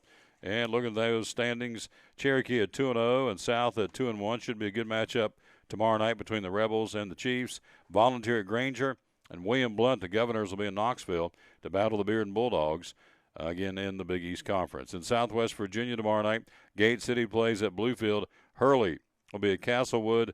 Lebanon at John Battle. Lebanon Pioneers will be at John Battle. Twin Springs, the Fighting Titans hosting Patrick Henry. Eastside at Lee. Gate City, the Blue Devils will be on the road in Beaver, West Virginia, Bluefield, West Virginia, the Bluefield Beavers tomorrow night. Also, you have Patrick Henry at Twin Springs, Richlands at Central Wise, Ridgeview at Union, Rye Cove at Thomas Walker, and Unaka at J.I. Burton. Again, all that going on tomorrow night at high school football across Tennessee and Virginia.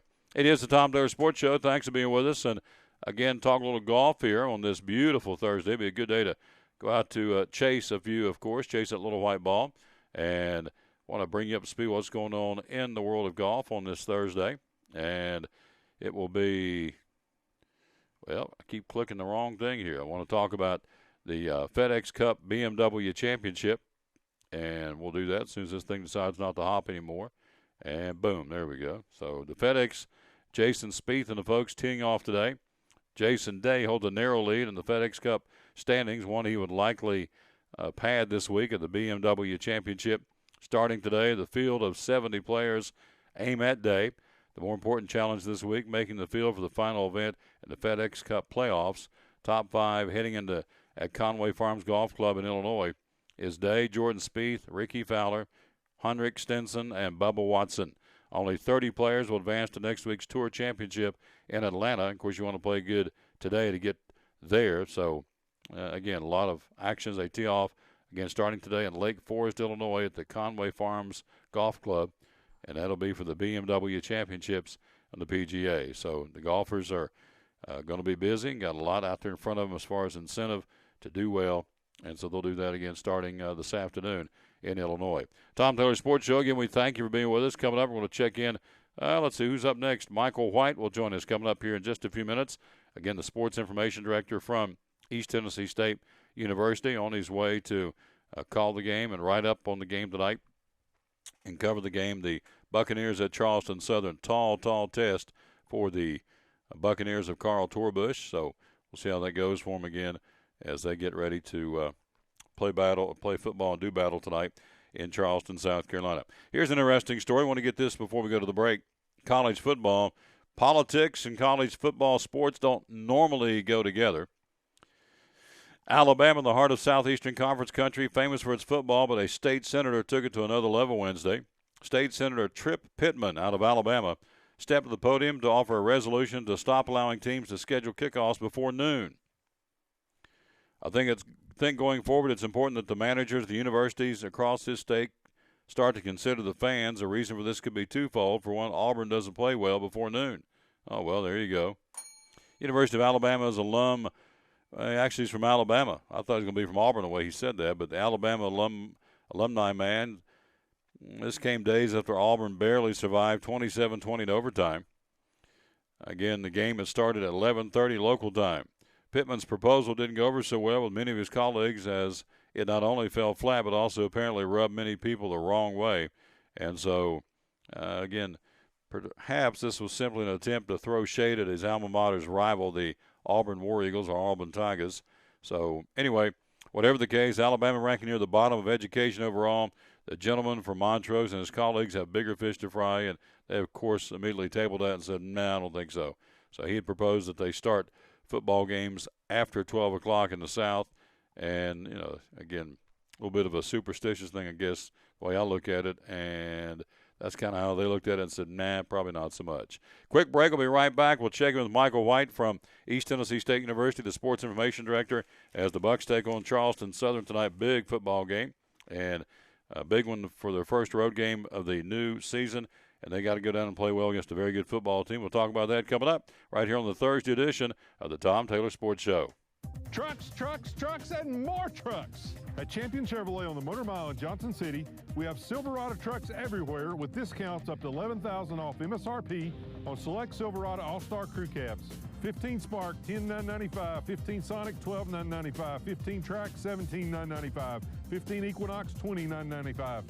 Shop us online 24/7, and don't forget our Saturday service hours. Champion Chevrolet on the Motor Mile in Johnson City, where they leave you asking, how do they do that? From the driveways where your kids play basketball and ride their bicycles, to the parking lots at your local church or grocery store, Bracken Paving is an important part of many neighborhoods in our area. No matter how large or how small the job, Bracken strives for excellence in every service they provide. It's a foundation for a strong community. Discover the difference at Bracken Paving and Asphalt Maintenance. Give us a call or visit us online at brackenpaving.com. American Import and Auto Repair in Johnson City takes care of both male and female customers, but owner Kim Smith says they have a special care and concern for ladies. Being a female in what's considered a man's business, I understand the trepidation that women may have when they come to the shop. They feel like they don't know about cars, they might be intimidated, but that's not the way we do business. Everybody's treated the same. We take the time to explain anything that they have questions about, the repair, the process, the part. We want to make sure people are comfortable with what we're going to do to their vehicle and that they understand. We do cater to women in a sense. We have a real nice waiting room with nice Keurig coffee and flavored creamers, air-conditioned, cushioned seats, TV, everything a girl could want while she waits for her car to be fixed. American Import Auto Repair in Johnson City, open 6 days a week. Call today at 913-3111. At Bristol Orthotics and Prosthetics, they treat thousands of patients each year dealing with diabetes and its effects. Diabetes overtaking our nation and leaving a path of destruction behind.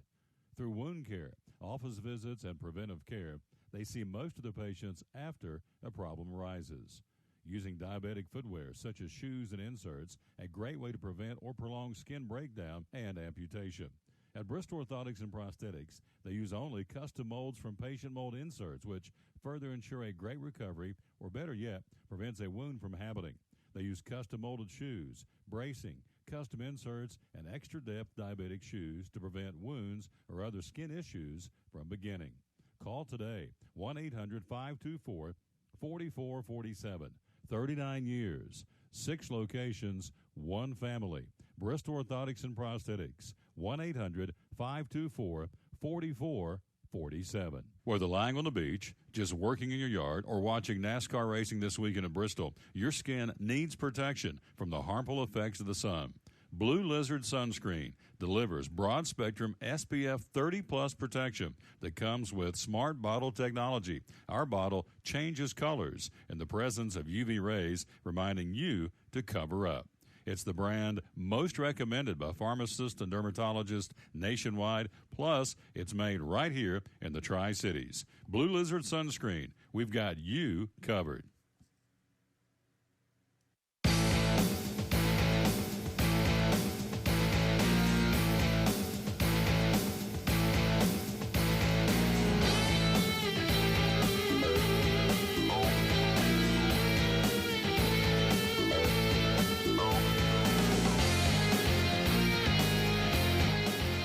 Back on the Tom Taylor Sports Show again on this Thursday afternoon. With you till 2 o'clock. Thanks for being with us about halfway home here. Coming up, we got a story about a National Hockey League player facing charges of killing a grizzly bear.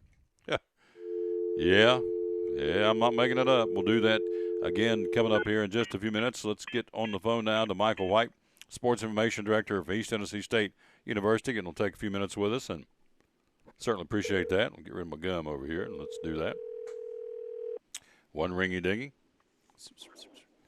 Hello? There's our buddy Michael White with us live with the Tom Taylor Sports Show. Good afternoon, sir. How you doing?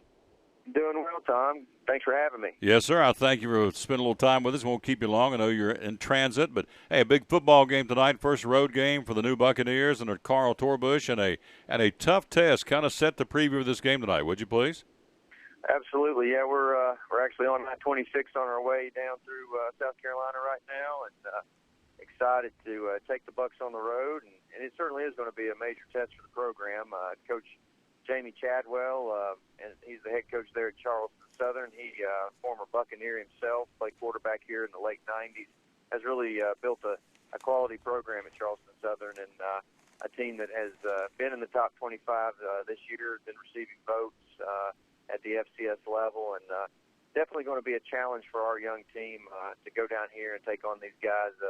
I'm sure Coach Torbush and the coaching staff will have the team ready to go, but they'll definitely have their work cut out for them tonight down here against a team also known as the Buccaneers. So it'll be the Bucs versus the Bucs. Jamie Chadwell, 10-3 his first season, and last year 8-4 and 1-1 this year. The win over North Greenville and losing to Troy, who's playing Wisconsin this week. So, yes, he's got them turned around, and always a high-powered rushing football team. Again, they have been among the nation's rushing leaders for a couple of years. This year looks like no exception. The team's rushed for 560 yards in the first 2 games. So, Buck defense, particularly the linebackers and linemen, they're going to be ready to go tonight, right? They definitely will. Jamie and Charleston Southern, they like to play the triple option on offense, so they'll run that offense. We've also already faced it once, of course, in the season opener against Kennesaw State, but they run it very, very well. In fact, you mentioned the last couple of years of Jamie's time as a head coach. I actually got to be up at Appalachian State 2 years ago when that team went 10-3. And watched them beat the Mountaineers at Appalachian. And as a lot of fans know, it's not easy to win in Boone, but they ran that option very, very well. They were very successful with it, and they definitely will be tough to stop tonight for our young defense. We're talking again to our buddy Michael White, the Sports Information Director. You've been around football a long time, so from week 1 to week 2, what have you seen watching the Bucks play? What kind of improvement, or what area, I guess I should say, has improved in your eyes from week 1 to week 2 on the football team? Well, I think just purely from the score and the competitive nature of the game in week 2, obviously our team made some adjustments and got better offensively up front. I think we've had 2 games in a row where Juwan Stinson has run over 100 yards in the backfield. We also saw that our defense was able to get some turnovers. We had our first interception in the game last time, we're developing. It's a maturing process, as Coach Torbush has said. He said earlier this week that this is a process, building this team up from the ground with young players, and our fans have been fantastic. The support's been wonderful. We're looking forward to it. From everything we see right now, we're going to have another great crowd for homecoming next week against Emory and Henry. But I do think that the team is getting better. They're maturing every week and growing up every week. Thought of Michael White, our buddy, the Sports Information Director, does a fabulous job at East Tennessee State. Other fall sports, I know you got a big win. The soccer team beat Kentucky last night. That's great. Tell me about that. Yeah, the other sports are definitely underway here in the fall, and last night was a great night on campus for Coach Boa Shani and our men's soccer team to beat number 15 Kentucky is a big win for the program. Of course, our men's soccer team over the last several years have enjoyed wins like this where they go up against some of the best in the nation and perform very well. And last night was another example of that. So really proud of those guys and what they've been able to accomplish. Other sports are out there right now doing what they do. Volleyball continuing to improve. Been on the road here for the first part of the year. They'll be back home here in the next week or so to open up their season here in Brooks Gym. Women's soccer also off to a great start, really under Coach Sayers, and they're on the road this weekend as well to play. And looking forward just to another great season of Buccaneer athletics across the board. Absolutely. Tonight's football game in Charleston, South Carolina. Not that far to go. Beautiful weather here, even more beautiful weather down there. So I would anticipate ETSU Bucks having a pretty good contingency going down tonight. What do you think? Yeah, we're expecting to have quite a few people down there. We'll definitely try to encourage them to be as loud as possible, give as much support as possible to our Bucks, because they definitely are going to have their hands full with this other batch of Bucks. You got it. Hey, safe travel. Talk to you next week. Thank you for your time, and go Bucks, all right? All right. Thank you, Tom. Go Bucks. Yes, sir. Good man right there. Does a great job. The Sports Information Director, Michael White from, again, the ETSU Buccaneer program. And on the road tonight, Charleston Southern got their hands full. I can tell you that. In fact, they, according to one estimation, they're a 44-point underdog. So that would be, I was trying to see where I saw that. Somewhere I saw that. Here we go. 44. This is coming out of Johnson City Press. A 44-point underdog going in. So that would tell you they got their hands full. But you know what? That's why they play them on the field, not on paper. So I want to make sure I read this. Yep. Listed as 44-point underdog with some of the bookies in Las Vegas, which doesn't mean anything. But anyway, that's what's going on there. Milligan College getting a great article by Dave Anja. Going to try and have him on tomorrow. He's had a sinus infection this week, but try and get him back on tomorrow. But again, they're having, as we told you yesterday, the 24th annual Milligan Fall Classic softball shindig, if you will, at Wingdeer Park. Softball coach Wes Hawley, an opportunity to watch his players in action. And, of course, the event with a lot of different teams coming to town. The tournament marks the start of an abbreviated fall schedule, and they'll play 7 games in 2 days in the Fall Classic. And so they open play tomorrow against Anderson University, I should say, on Saturday at 11, and then play at 1, 3, and 7. And so they'll play 3 more games on Sunday, including a matchup with ETSU at 3 o'clock. So get a chance to check out Wing Deer Park. That's where the Milligan Fall Classics happening at Wing Deer Park in Johnson City. Coming up again this weekend. Looks like the weather's going to be perfect. As Michael said, it did happen. East Tennessee State winning over Kentucky 3-1 in men's soccer last night. Program has played 4 straight seasons, each team winning now twice. So the Bucks get a big win, 3-1, over the Southeastern Conference opponent, the Kentucky Wildcat soccer team. So pretty cool stuff there. And so congratulations to the Buck men's soccer team. As we told you earlier in the show, Kurt Magid is out, and he's going to be out for at least 6 weeks, maybe as many as 8 weeks. Again, announced by Butch Jones, suffering a chipped bone in his hip during Saturday's loss in overtime, double overtime to Oklahoma. Small chip, and so they don't know how long he's going to be out or how long he's going to be out, but could be 8 weeks, Jones says, could be 6, could be 10. It's all based on his body and how his body heals. Jones did not define a timeline, but on the Southeastern Conference weekly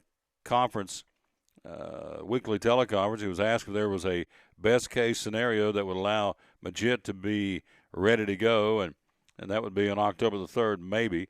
So that would not be possible, which would mean Magid will miss at least Neyland Stadium tomorrow night or Saturday night against Western Carolina and the Vols game against Florida. And so he's talking more about 6 weeks. So that's deeper into the season for the senior Kurt Magid, who is a heck of a player and one they're going to sorely miss, both as his talent and certainly as his leadership on the field for the Tennessee Volunteers. Anaheim Ducks defensive man Clayton Stoner's in a world of hurt. Oh, yeah, he's in big trouble. Old Clayton didn't do good. He's facing 5 charges related to killing a grizzly bear back in 2013. Now, why it's just now coming out, I don't know, but his name is Cheeky, Cheeky. Cheeky was the name of the grizzly bear in British Columbia. Stoner charged with 2 counts of making a false statement to obtain a hunting license, 1 count of hunting without a license, 1 count of hunting wildlife out of season, and 1 count of unlawful possession of dead wildlife. He received immediate backlash with photos showing him holding the bear's severed head and paws. He killed the 5-year-old grizzly back in May of 2013. The bear was skinned. Its carcass was left to rot out in the field. Stoner, who was born in British Columbia, was not living in the province at the time. He was a member of the Minnesota Wild. So anyway, a lot of folks down on this guy. He is scheduled to appear in Vancouver in October in court. His charges carry potential fines anywhere between $50,000 to $250,000 for Clayton Stoner, and a young man who, again, was found or was charged, not found guilty yet, but charged with 5 charges relating to the 2013 killing of a grizzly bear. So one would ask why, or at least I would ask, September 2015, why are we just now worried about this? Not that it's not something that should be addressed, obviously, but why would you be now, 2 years later? You are wanting to know why he killed Cheeky the grizzly bear. And be interesting to hear what he has to say, but thinking, okay, why, as I said, why now? But stranger things, of course, have happened, and they normally do, obviously, in a crazy, wacky world in which we live in. Let's see. What else happening? Do you see where Marshawn Lynch's mom is mad? Marshawn Lynch's mother is mad. Mama is criticizing the coach. That's not good. Marshawn Lynch's mama, Delisa, hope I'm saying it right, Delisa, is not a fan of Seahawks offensive coordinator Darrell Bevell, or Bevell. It's Bevell, either Bevell or Bevell. It started back in February at the Super Bowl when he, with the game on the line, called a pass play from the 1-yard line instead of, giving the ball to Lynch. Well, the resentment resurfaced on Sunday when facing a 4th and 1 against the Rams. He called for Lynch to get the ball. He was stuffed for a loss, game over. She says he's the worst play caller ever. The only reason he called that dumb play is to be able to justify the 1 yard that wasn't called in the Super Bowl. Most fans already figured that one out. He responds. He says, quote, from yesterday, he says, quote, I'm glad we have passionate fans. The 12s are very passionate, and that's what we want. We want those people that are passionate about our team and supporting us. It comes with the territory. I played quarterback, and that guy's going to get more credit than he deserves, and more people are going to be on him when you don't win. It's the same as what I'm doing. I'm totally confident in what I'm doing. I'm totally confident that I'm getting our team in the best position to win, and I'm glad she is passionate about her football team. And Coach Pete Carroll agreed, and went on to say that he supports his coach 100%. Marshawn Lynch's mama says, no, he is the dumbest, what does she call him, the dumbest play caller in the world. Worst play caller ever, she said. That would be DeLisa, what's her name? DeLisa, doesn't say give a last name, but DeLisa, again, is taking up for her son, running back Marshawn Lynch for the Seattle Seahawks, who went on the road and got beat on Sunday, as you know, losing to the Tennessee Titans, losing to the St. Louis Rams in St. Louis. So that was a little bit of I would think, a wake-up call for the Seattle Seahawks. So anyway, it's Tom Taylor Sports Show. Thanks for being with us again on this beautiful, beautiful Thursday. Getting ready for high school football tomorrow night. You've got, of course, Science Hill Maryville, the number 1 ranked team in the state. The Maryville Rebels coming to town. Back-to-back state championships, 34 wins in a row. They'll take on the 4th-ranked Science Hill Hilltoppers. Airtime at 7 o'clock, as you see there on the screen, with the Blue Lizard Australian Sunscreen pregame show, and then kickoff at 7:30 coming up tomorrow night from Kermit Tipton Stadium. And Steve Spurrier Field is going to be a dandy, and can't wait. Just cannot wait to get up there tomorrow night and bring in that broadcast again with our buddy Don Shepard and our buddy, of course, Kevin Harmon and Cody Helton. Is going to be a lot of fun. Bring you some great, great football tomorrow night. And a powerhouse program. The perennial team, I keep saying this, it's, for my money, the team that everybody should be using as a barometer for your football program. And that would be, of course, the Maryville Rebels. Trying to respond to this, and yes, it will be yes. And there we go. Yep. All right. So looking forward to it. It's going to be a lot of fun tomorrow night. 7 o'clock airtime. Get there early. The T.W.R.A. Nation will be rocking. The place should be rocking and rolling. Maryville will bring a great crowd. Some great ball games tomorrow night. Dobbinsman and the Hardin Valley. That's a very good football team coming to Kingsport for their homecoming. There's going to be some good ones tomorrow night all across the region. And, of course, we think none better than the one we're going to bring you. Again, Cody Helton, Don Shepard, Kevin Harmon, and yours truly bringing it to you live from, as we said, Kermit Tipton Stadium and of course, from Steve Spurrier Field. And that would be, again, the Hilltoppers of Stacy Carter and the Rebels of Maryville High. So George Quarles, who's a heck of a coach and a very, very good football program, needless to say. I was looking at some of the stats. I was looking at their football team, Maryville. We'll give you some of the numbers. They're not that big. Well, I'll say that. There's 6'3", 275, 6'4", 275, 6'3", 285. Yeah, forget that. Let's put that back. They're a pretty good-sized football team. Let's give you some numbers for the Science Hill Hilltoppers, some individual numbers and some team numbers. Again, the quarterback for the Hilltoppers, Justin Bedard, 29 out of 57, 449 yards, 3 touchdowns, 3 interceptions. His favorite target has been in the receiving department, Elijah Mathis, 14 catches, 163 yards, averaging 12 yards a catch with a touchdown under his belt. Tyreek Perkins, 8 catches. Jordan Holly, 3. King Russell, John Parker Epps, 2 each. Nakiah Smith, 1 catch for a touchdown. Costas Kalogaris, also a catch, as is Josh Green. So, again, that is your tail to the tape from the receiving side of things. Running the football, Bedard, 65 rushes. That is a lot of rushes in 3 games. You can do the math. 65 divided by 3, that's a ton of carries. 319 yards, 6 touchdowns. He's averaging right at 5 yards a carry. King Russell, averaging 4 yards a carry with 165 yards on 40 carries. Colby Martin with 16 carries, 51 yards. Elijah Mathis has carried the ball 9 times. Jalen Adams, 3. Tyreek Perkins, 3. Arthur James, Caleb Duncan, 2 each for the Hilltopper football team, who gets ready to battle again Maryville tomorrow night. Science Hill, again, has scored on the average of 33 points a game, giving their opponents 21 points a game. Science Hill on the season, rushing the football, 4.5 yards a carry, their opponents 3 yards. Defense playing lights out. They are holding their opponent to under 100 yards rushing a football game, which is awesome. I'll make this prediction. If they hold Maryville under 100 yards rushing the football game tomorrow night, we win. So passing, let's see, yards per catch, 13 for the opponent, 14 per catch for Science Hill. They've caught 3 touchdowns. The opponent's caught 5 touchdown passes. Then you look at the defensive side of the football. And these guys can do it too. You talk about getting after it. They fly to the football. and that would be led by Bryson Tolley, only a junior. This guy can do it. 42 tackles, 17 solos out of those 42, 2 sacks for negative 19 yards, 7 tackles for loss. Also, you have a big season going on right now for Landon Brown, who's playing a great ball game on corner, number 17. Costas Kalogris, 15 tackles. Zach Kennedy, 13. Quentin Alabokas, 6'4", 290. Alabokas with 9 tackles on the season, 5 solos. So a lot of guys up and down the ledger here. You've got Chad Gage and Cameron Burris having big seasons. Tyreek Price and Kobe Martin having big seasons, as is Elijah Mathis. So a lot of kids flying to the football for Science Hill, and they'll be tested like they haven't been all season long, obviously, tomorrow night when the Maryville Rebels come to town. Tom Taylor Sports Show, again, thanks for being with us again on this Thursday.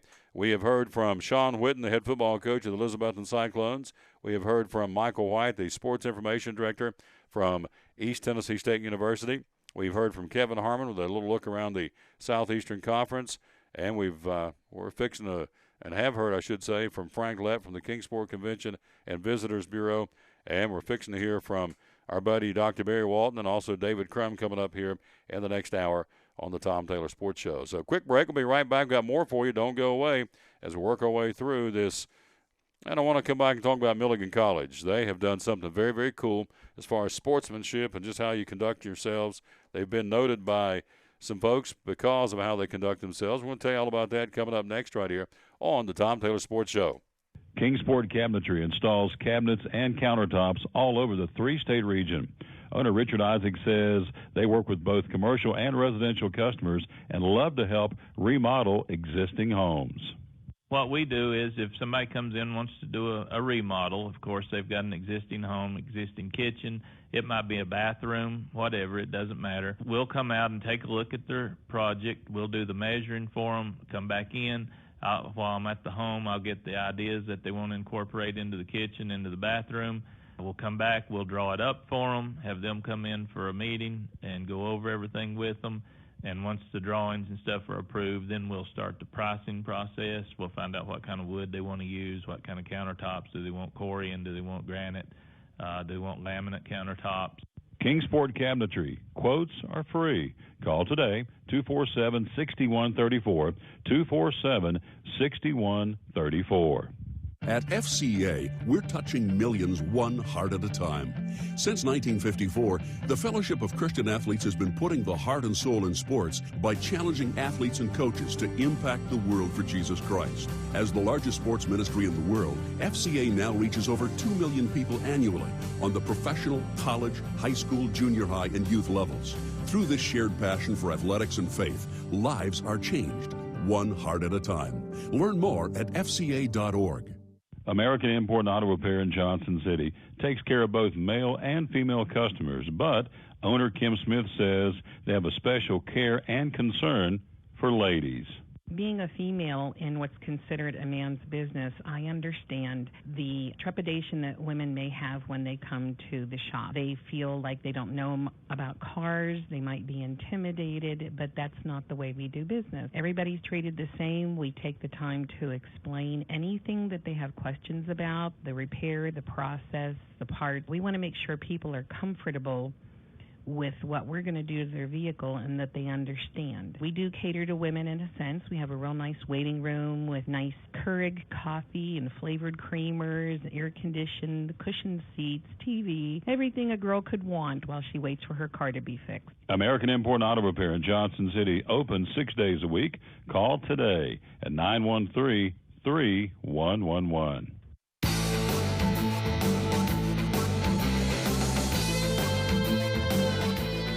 Back on the Tom Taylor Sports Show again on this Thursday, day number 141 of our Fun and Frolic. Love doing this show, and we appreciate you very, very much. Facebook us, like us, and follow us, and you have been, Tom Taylor Sports Show. Check out the new website, by the way, TomTaylorSports.com. We're there with everything we're doing. 3 coaches shows a week. If we had more time, we'd do more. We've been asked why we don't do like Gate City and Sullivan South, and that's plans in the future. But to be honest with you, we've got about all we can handle, really, with 3 coaches shows now. With Sean Witten Show and Stacy Carter Show, and also the Graham Clark Coaches Show. And so they're all three there. TomTaylorSports.com. Check them out and getting a lot of hits, and we appreciate that very much. Talking at high school football. Speaking of football, we got a little breakdown here. This is interesting. We'll talk about this in a moment. LSU and Auburn, one of the key matchups this weekend in college football. We gave you really 6 good ball games, and that's one of them. In no particular order, of course, Alabama, Ole Miss, Florida, Kentucky, Georgia, South Carolina. Also, Notre Dame, UCLA. Nope, Notre Dame and UCLA and BYU. Who's Notre Dame playing? Let me double check here. Notre Dame is playing Georgia Tech, my bad. UCLA, BYU. Also LSU, Auburn. And you've got, I think, the Texas Tech and Arkansas game is going to be pretty good. 2-0 and 1-1. But again, Alabama, Ole Miss. Why don't you bring them over here, Tom, where you can read it? Okay, I think I will. Thank you. Let's see. Alabama, Ole Miss. Talking to myself, great. Georgia, South Carolina. Notre Dame, Georgia Tech. UCLA and BYU. LSU and Auburn. And Northwestern at Duke. Northwestern, 23rd in the country. They're both 2-0. That's going to be a good ball game. Tom, it's Northwestern at Duke. Yeah, I know. But Coach Cutloff's got them playing pretty good yonder in the ACC. Duke, again, they've outscored their opponent 92-7. Say what you want. Northwestern comes in. They're 2-0. They've outscored their opponent 57-6. Obviously, they've played some teams that they could beat up on. But, again, that's going to be a good one. We'll talk about LSU and Auburn here in just a minute. Interesting statistic we'll throw at you. How about props to Milligan College? Where's the bell at? Ring the bell. Nice job, Milligan College being recognized by the NAIA as a winner of the NAIA Champions of Character 5-Star Institution Award for the 2014-2015 school year. Milligan, along with a host of other schools, received the award by exemplifying the 5 core values the NAIA embraces: respect, integrity, responsibility, servant leadership, and sportsmanship. Also, the Appalachian Athletic Conference, Milligan's league affiliate, was recognized as a 5-star conference on how to play sports and act like you got some sense. So that's what you get right down to. So, anyway, Milligan was named winner of the NAIA Champions of Character 5-Star Institution Award for the last athletic season a year ago. And, again, the 5 core values the NAIA embraces: respect, integrity, responsibility, servant leadership, and sportsmanship. So, again, congratulations to Milligan College. Nice award and well-deserved. And that's, for me and my money, at the end of the day, that may mean more than wins and losses. A lot of the alumni may not agree with you on that, but, hey, it is what it is, and that's pretty good. They have an award based on those kind of things, character and integrity and so on and so forth. So we appreciate them very, very much. Tom Taylor Sports Show. Cody sent me something. What's Cody wanting this morning? Oh, he sent the wrong one. Okay, send it somewhere else. All right. Okay, let's talk Auburn LSU. Nick Saban's arrival at Alabama into the Tiger Bowl's early to mid-August heyday when the game really decided the SEC West title. We're talking about Auburn and LSU. But, again, as for Auburn, there may not be a more desperate 2-0 team in the country. Lose Saturday, and the LSU Tigers could go from number 6 to unranked in the span of 2 weeks. Lose in an uncompetitive fashion, and a lot of the fan base is going to be jamming the panic button.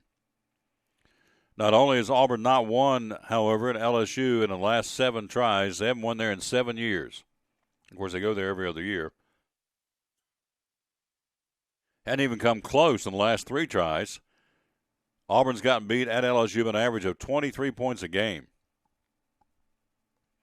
That includes the failed effort from the 2013 Auburn team that would go on to win the SEC and play for a BCS championship, rather.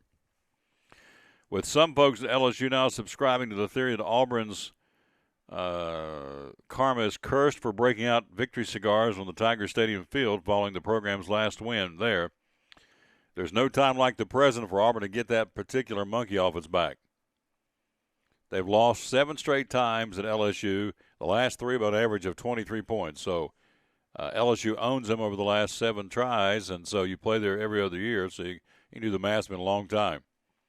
And then they've been pummeled by an average of 23 points a game the last 3 times there. So they've not played well, bottom line. So can Auburn get off the snide tomorrow? I keep saying tomorrow, Friday. We'll see. So, again, Auburn, amazingly 120th in the FBS in plays of more than 10 yards allowed. 35th in plays of more than 20 yards allowed. So the old bend but don't break defense, and you'll look at Auburn's first 2 ball games. So they're struggling. They need a solid win, and, again, we'll see how it goes. But should be a good one. They've lost 7 straight, and the last 3 games in LSU they've lost by an average of 23 points a game. That's a lot of losing. And there's a lot of points, too. Tom Taylor Sports Show again. Thanks for being with us here again on this, looking good, too, on this beautiful Thursday. Love it outside. Man, it's late summer. Someone said, when's fall coming in? It will be the first day of fall will be Monday. And so first day of autumn will be Monday. It's going to be a little cooler next week, I see, and it's going to be a chance to get some rain around here, which we need. And so first day of fall rolls in here on Monday. But today, man, it is beautiful outside. Blue sky, and it's looks like a postcard out there here in our region. And get a chance to get out there and wash your car, take a walk the dog, just sit down in the yard in a lawn chair and just look around and go, wow, we got it pretty good here in the hills of East Tennessee and Southwest Virginia. College football tonight. We've heard from Michael White, ETSU at Charleston Southern. Clemson, 11th-ranked Tigers, will be taking on Louisville tonight, and that goes on again on a Thursday night college football schedule. Let's see who else is playing tonight in college football. Let's see here. That would be next week, so we don't want that one. We want this week. Where would that one be? That would be right here. Thank you very much. And that will be on Thursday. Clemson 2-0, Louisville 0-2, 7:30 kickoff tonight. Florida A&M, the Rattlers will be at South Carolina State to battle the Bulldogs. 7:30 kickoff there tonight. And also the other game, ETSU 0-2, 0-2 at Charleston Southern, 1-1. Also NFL Thursday night football, the Kansas City Chiefs and the Denver Broncos will get after tonight in Kansas City. And so it'll be a good one for you to sit down and a couple of things. Watch Clemson Louisville and also watch the Kansas City Denver football game tonight, which I would think would draw more given the fact that Peyton's back there running the show for the Denver Broncos. Hey, one of our great sponsors making this thing go will be our buddy Bob at Book Lovers Warehouse in Johnson City. Here's some of the books I went down and took a look at and checked it out. NASCAR, they got a great NASCAR selection. Jimmy Johnson, A Desert Rats Race to NASCAR Stardom. $7.99, got it on sale for $6. The Unseen Earnhardt's a big hard copy book of all kinds of behind-the-scene pictures of the late Dale Earnhardt. Got that one on sale, again, at Book Lovers Warehouse. Also, they have the Big John's Speedway Grill book. Jeff Gordon, Jr., Smoke, what do they eat when they get to the track? Back in those RVs and what kind of meals are being prepared. It's called the Big John's Speedway Grill. That book's on sale at Book Lovers Warehouse in Johnson City. Also, you look up and down this list, and here are the categories. There's some of them.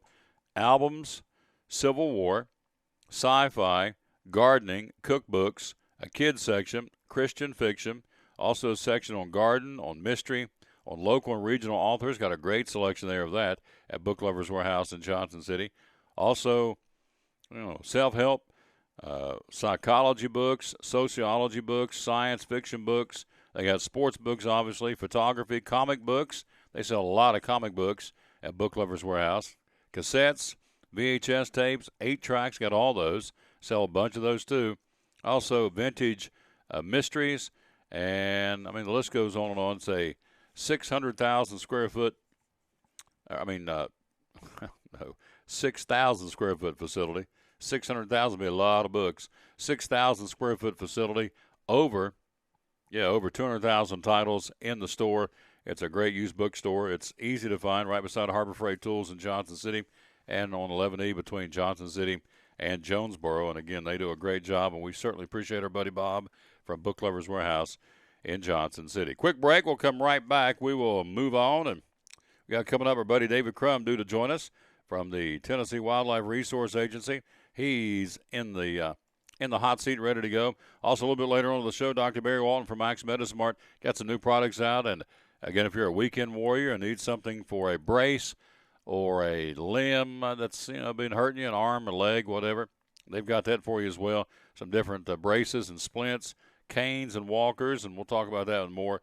And, of course, Twin Lab, 20% off this month at Mike's Medicine Mart. So Dr. Barry Walton joins us coming up here on a Thursday on the Tom Taylor Sports Show. Hi, I'm Rob Cole with Bays Mountain Park. There's something for everyone at Bays Mountain Park. Whether you're an outdoor enthusiast or simply looking to get away and relax, Bays Mountain Park in Kingsport, Tennessee is the perfect destination. For only $4 per vehicle, enjoy 3,500 acres of breathtaking scenery, featuring 40 miles of hiking trails, wildlife habitats, one of the Southeast's premier planetariums, and much, much more. For more information, please visit www.baysmountain.com or call us at 423-229-9447. Bays Mountain Park, one of the Tri-City's best places for learning, leisure, and recreation. American Import and Auto Repair takes a lot of pride in their work and customer service. Owner Kim Smith tells us why someone should consider American Import and Auto Repair in Johnson City. Well, of course, the first thing is you want to make sure that people are getting value for their dollar. Our emphasis is on quality, not quantity. We want to make sure that not only is the job being done, but it's done right with quality parts, with highly trained technicians. All of our technicians are ASE certified. We have several master techs, which is the highest you can get in the ASE. And ASE is a program that certifies people to the top level of their industry in car repair. We want people to feel comfortable. We never twist people's arms. Like I said, it's about quality. We want people to be happy. We want them to come back. We want a good name. You know, we're customers of other businesses. We wanted to be treated right, so we'd like to treat our customers right.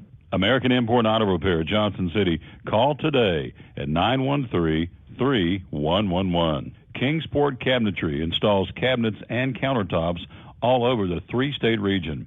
Owner Richard Isaac says there is no charge for his quotes.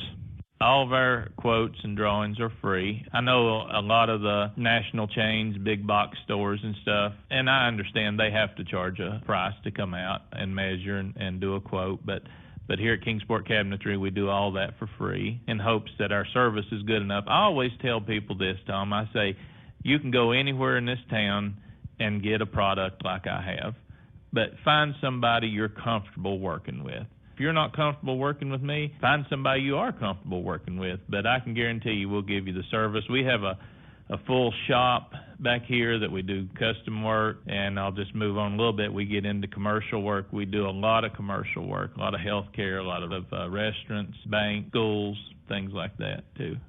Kingsport Cabinetry. Call Richard Isaacs today at 247-6134. If you're catching some waves or just playing in the yard, it is important to protect yourself. You may not feel the sun's heat, but UV rays can still damage your skin even in cloudy weather. Blue Lizard Sunscreen, recommended by pharmacists and dermatologists nationwide. Our SPF 30-plus formulations use only the highest quality ingredients for broad spectrum protection. As a reminder to protect yourself, our bottle turns blue when UV light is present. Blue Lizard, we've got you covered.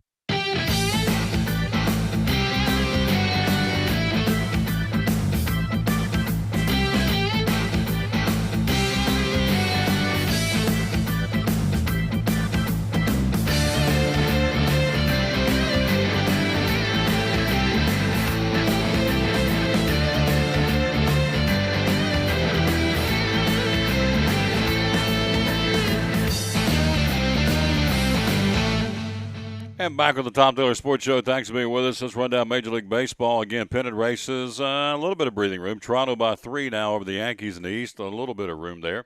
Kansas City by 10. Texas expands their lead. They took over early in the week. They're now a game and a half better than Houston in the American League West. Mets by 7 1/2 in the NL East. Cardinals with a little bit of breathing room. They made it a 4-game differential now between they and the Pirates. And then Dodgers are 7 1/2 back in the NL Central. Now, looking at the wild card, Pirates, Cubbies, San Francisco, probably the top 3, maybe Washington. That's it. In the NL wild card race. In the American League, a little bit tighter. Yankees and Houston are tied at the top of the wild card lead, to get in with the wild card, I should say. They've got Minnesota, the Angels, Cleveland, and probably Baltimore. I would think it'd be Baltimore's 5.5 back, so I would think those are the teams within striking distance of getting a wild card spot in the upcoming Major League Baseball playoff schedule. Games today, you've got some day games in the American League. Oakland at Chicago. Tonight under the lights, Baltimore at Tampa Bay, Kansas City at Cleveland. Toronto will be in Atlanta to battle the Braves again. Houston at Texas, and the LA Angels will battle in Minnesota. In the National League, a light game today. In fact, one game started already, 12:35 first pitch. Let's see if we can get a score for you coming up here in a minute. That would be the Cubbies and the Pirates in Pittsburgh for a day special, afternoon businessman special. Tonight under the lights, Miami at Washington, Toronto again in Atlanta, and the Cardinals will be in Milwaukee. Reds off and come back this way to battle Milwaukee starting tomorrow night in the land of the Brewers. 2-0 Cubbies, top of the second inning. So Chicago and Pittsburgh playing head-to-head, and right now again it is the Cubs 2 and Pittsburgh 0 in the top of the second inning in Major League Baseball. We also want to tell you about Pat Summitt. She will remain the Tennessee women's basketball head coach emeritus this season. Summitt has agreed to a deal that will pay her $75,000 for the upcoming season. She received the same amount last year. The one-year contract says Summitt will have the title of head coach emeritus there until she chooses to relinquish it. That language also was included in last year's contract. The Knoxville News-Sentinel first reported that Summitt had agreed to remain head coach emeritus, but again, it's going to be $75,000 payout to have Pat Summitt in and around the program, and again, we'll pay her for the upcoming season. She received the same amount last year. So Coach Summitt, who certainly has earned it, getting $75,000 to be around the program again this year. All right. Let's see. Okay. All right. I want to do this right now. Let's go ahead and get him on the phone. It'll be our buddy David CRUM, the Wildlife Resource Officer for the Tennessee Wildlife Resources Agency. Let's see what he allows on this beautiful Thursday. And then we'll be joined by Dr. Barry Walton from Mike's Medicine Mart.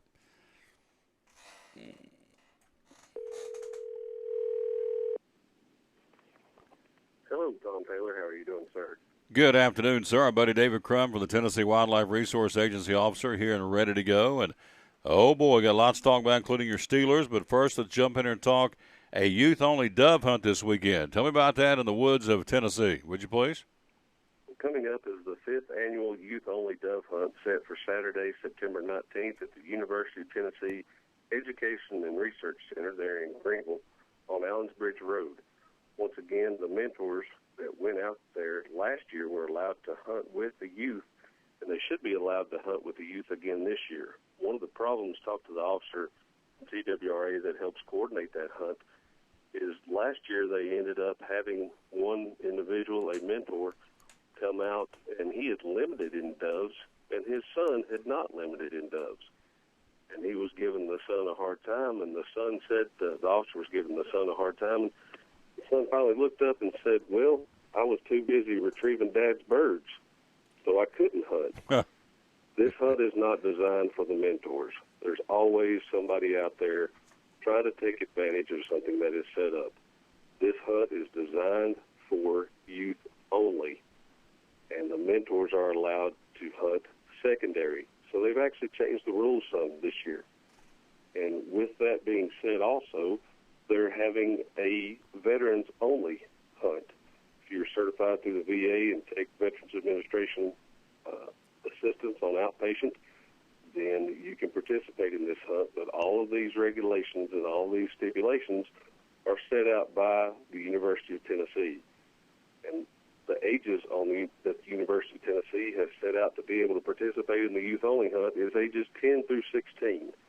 So if you have a child 10 through 16 that likes to dove hunt, trying to get them into it, this would be a perfect opportunity to go out.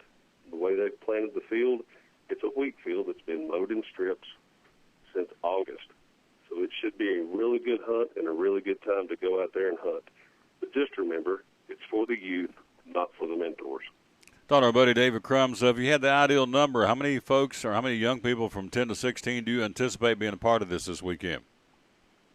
Well, they've got 50 stations set up, and if more than 50 hunters, youth show up, then they'll end up having other activities going on until some of them get tired of hunting or they get hot and decide they want to go home. So there'll be plenty to go on out there. Last year we had close to 50 young hunters out there. I was fortunate enough to go out and take my own son out there last year. He was 16 at that time, and it was the most fun I had had in a long time. And to be quite honest, Tom, those kind of memories, being able to sit there with my new-to-me son and dove hunt, that is priceless memories nobody will ever be able to take away from me. I didn't care if I shot a single bird, but I know that I had an absolute blast, literally, watching him hunt. That's the name of the game. We're talking to David CRUM, our buddy from the Tennessee Wildlife Resource Agency. The officer works very, very hard along with he and his co-workers. Poaching hotline, it's out there. You need help from us. How can we help you with the poaching hotline? Well, Tom, you know we talk every year and several times a year about how we have 10 officers in my local district covering, 18 officers in my local district covering 10 counties. That's all of upper East Tennessee. That's Cocke County, Jefferson County, up through Sullivan and Johnson counties. And the officers are spread very thin. That's all the waterways, all the mountain areas, all the private areas, enforcing the hunting and fishing laws across the state of Tennessee. We need help from the sportsmen, the concerned citizens, to pick up the phone and call us and let us know if they see something that's out of the ordinary or somebody's doing something wrong. You know, you can call the poaching hotline, 1-800-831-1174. That's 1-800-831-1174. That poaching hotline, the information stays anonymous. We have people say, I don't want anybody to find out where the information came from. I have actually lost a case in court because I would not reveal the source of where the information came from. So this information totally stays anonymous. The concerned citizen or the sportsman may actually have a small piece to a much bigger puzzle. And this has actually worked out on multiple occasions. So please, if you see somebody out there, whether it's spotlighting or hunting over bait, and keep in mind, we get calls every year. People say, these hunters are out here spotlighting. These hunters are out here hunting over bait. Those are not hunters. Those are poachers. And poachers are nothing but thieves. They steal from current and future generations of our natural resources that we have. So if you call and report a poacher, that goes for the state of Tennessee. The number I gave you, there's also numbers in every state. If you have violations in Virginia, North Carolina, or Kentucky, since we're kind of close to all those other states, they also have poaching hotlines. Some very good cases have been made off of these poaching hotlines. So don't hesitate to call. As a concerned citizen or a sportsman, be sure and call this number and help us out because we need other eyes and ears out there. We're talking to David CRUM, again, a Tennessee Wildlife Resource Agency officer, again on this Thursday. So the poaching hotline. Also, let's talk about hypothermia. You have these cold nights or cool nights or maybe cold up in the mountains, and, of course, it gets very, very hot in the or warm in the afternoon. But, again, a big swing in temperatures. That's how you get in trouble with hypothermia. Tell me about that. Well, Tom, hypothermia, anybody can fall victim to hypothermia. If you dress for the afternoon and it ends up falling into late evening or even into the nighttime, if you're out and about, whether you're hiking, you're out enjoying nature, say you go out on a nature walk and you end up making a wrong turn and you end up getting lost. How you dressed and prepared will help determine how that outcome ends up being. So if you end up dressing and preparing for it, it'll be a lot better situation. But hypothermia can actually hit anyone.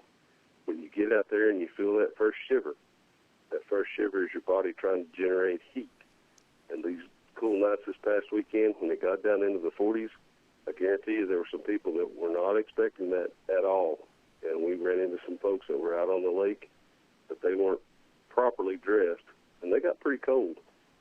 So hypothermia can be non-discriminatory type attack on your body. So be sure you prepare. Keep your head covered up. Keep your feet covered up. because your extremities are where you lose the majority of your heat. And be sure you prepare and drink plenty of good fluids. I don't mean drink tea or Cokes, because caffeine is actually a dehydrator. It can actually increase the effects or speed up the effects of hypothermia. So please be sure you drink plenty of water and some sports drinks while you're out there. Take a look at the weather, see what the weather's going to be like. As Mama used to say, an ounce of prevention is worth a pound of cure. Amen, brother. She was right. Again, we're talking to our buddy David Crum, the Tennessee Wildlife Resource Agency officer. And so, again, it's out there changing in a hurry, so use your noggin if you're going to be out there, particularly out on the water fishing, because beautiful as it is and warm as it is, as soon as that sun goes down, it starts getting cooler. Of course, next week you're looking for some cooler weather, more seasonable weather next week as well. So when you're going to be out and about, as he said, use your noggin as far as hypothermia in the woods of Tennessee. Mr. Crum, tell me about the veterans letting them hunt early in the morning at the UT Experiment Station. What's this all about? Well, the hunt that we were talking about earlier, the youth-only hunt, they're actually allowing the veterans to go out there that are outpatient services. They get their outpatient services from the Veterans Administration. University of Tennessee has set out that the veterans can actually go out there and hunt early in the morning the day of that hunt, which will be this coming Saturday.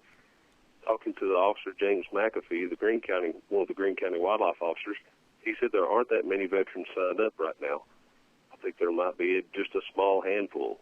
So if you know somebody that is certified through the Veterans Administration, possibility of a disabled vet or just a regular veteran, you can actually contact the folks there at the UT Experiment Station and see if you can get signed up.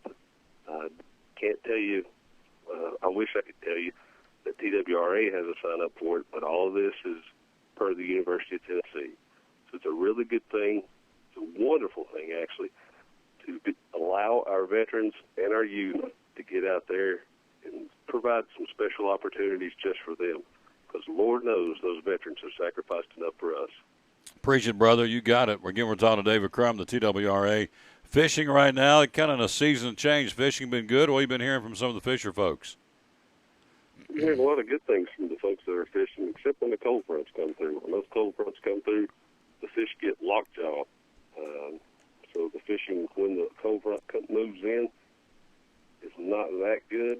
But I will tell you this much, the fishing has never been better on Boone Lake. Of course, the fish are a lot more concentrated now since there's less water. But folks are going out there catching 20, 30 bass a day. Of course, they're taking pictures of the big ones, turning them all loose, so it's not having a negative impact as far as the fishing goes. The fishing is still going really well all across Upper East Tennessee. There you go. Oh, by the way, your Steelers, I was checking who they play. They play at home against San Francisco on Sunday. Didn't do real well against the Patriots last week, as you well know. Well, you know, Tom, I thought I was going to have a heart attack against the Patriots. That just wasn't a very good game. I was excited to watch them play. I was excited to watch the season opener, but I was very disappointed on some of their playing. I feel sorry for some of them, but you know, they're working the kinks out of it. We'll see if it gets better against San Francisco. Who do the Raiders play this weekend? We got the Ravens at home, so I'm looking for a victory. So you might want to buy a winning lottery ticket before the Raiders beat the Ravens. Don't I'll think go ahead and tell you that. Your chances are much better, Tom. And I know you don't even play the lottery. No, but that's all right. So what you're telling me is my guy's not going to do very good this week either, right? No. I don't think so against the Ravens, because the Ravens are, once again, they're a stacked, stout team. Really, they're one of the Pittsburgh Steelers' arch rivals, of course, and it's always a knockdown, drag-out whenever the Ravens come to town or whenever we go there. But I don't think the Raiders will fare too well against the Ravens this year. We're talking to my buddy David Crum now. When we go out in the woods for the hunting season, it's right around the corner. Even now, it's already started, as you said. But tell me, what must I have in my possession? You pull up and go, can I see your credentials or whatever you ask for? What do I need to have so I don't get in trouble? You don't get that little clipboard out of that little the book and commence to write in the ticket. I know you really don't want to be involved and indoctrinated into my book of fame, as I like to call it, as far as the ticket book goes. Yeah. So it depends on what you're hunting. If you're out there hunting small game, you need to have a regular hunting and fishing license. It depends on where you're at on whether or not you would need a wildlife management area permit. If you're hunting large game, you need to have your regular hunting and fishing permit and a permit as far as or a license as far as to hunt the big game that you're planning on hunting, say archery season, which opens up Saturday after this. If you're out archery hunting for deer, you need a regular hunting and fishing license. You need an archery-only license to be able to use archery tackle to hunt deer. If you're on a wildlife management area that requires a wildlife management area permit, which all the Cherokee National Forest in Upper East Tennessee does, you would have to have that permit. And also, in addition to that, if you're born after January 1st of 1969, you have to possess some type of proof that you've had a hunter education course or possess the exemption. So all of this can be found on the website of tnwildlife.org. That's tnwildlife.org. Or you can go by one of the local sports clubs, one of the local sports stores, and pick up a hunting guide, and that will explain it all to you. There you go. All this going on again. Our buddy, again, from the Woods and Waterways, the Tennessee Wildlife Resource Agency officer, our buddy David CRUM. Great job. Again, last but not least, tell me one more time about that website. How do we get there, and what will we find when we get there? If you go to the website of tnwildlife.org, that's tnwildlife.org. If you go to the website, you'll find all sorts of information, whether or not it's dealing with nuisance animals, whether or not it's trying to find out information on what you can catch in certain reservoirs as far as the legal length and the limit of certain fish, or what hunting seasons happen to be open. You also will be able to find some information on there of how to build better habitat if you just want to have backyard habitat to be able to watch some birds or wildlife come into your backyard. A lot of good information on the website. Doesn't cost you a single penny to go on the website and find out some information. There you go. Hey, great report, my friend. Good luck to you and your Steelers on Sunday against the 49ers. I already can tell you're excited about my Raiders playing the Ravens, so we'll do this again next Thursday. I sure appreciate you, and have yourself a great weekend, all right?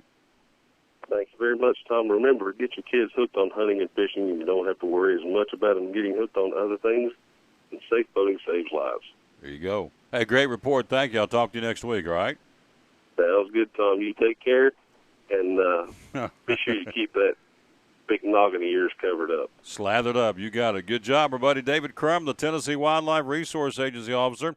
Always want to get that in every week, talking about hunting and fishing here in the hills and waters of Tennessee. And so we appreciate him very, very much being with us here on the Tom Taylor Sports Show. We'll take a quick break, come right back. Our buddy Dr. Barry Walton's going to join us. Got all kinds of things to talk about at Max Medicine Mart. Again, get an update on the store and also some other things involving athletics and things that you can be helped with. Flu shots, Twin Lab products. Oh, gosh, what else he's talking about? Candies. Let's see. Bates Farm lotions. All kinds of things we'll talk to Dr. Walton about coming up here in just a second or two. Again, first need to take a break, pause for the cause, and hear from our great friend, our buddy Tim Copenaver and the gang from Champion Chevrolet on the Bristol Highway Motor Mile in Johnson City as you listen to the Tom Taylor Sports Show.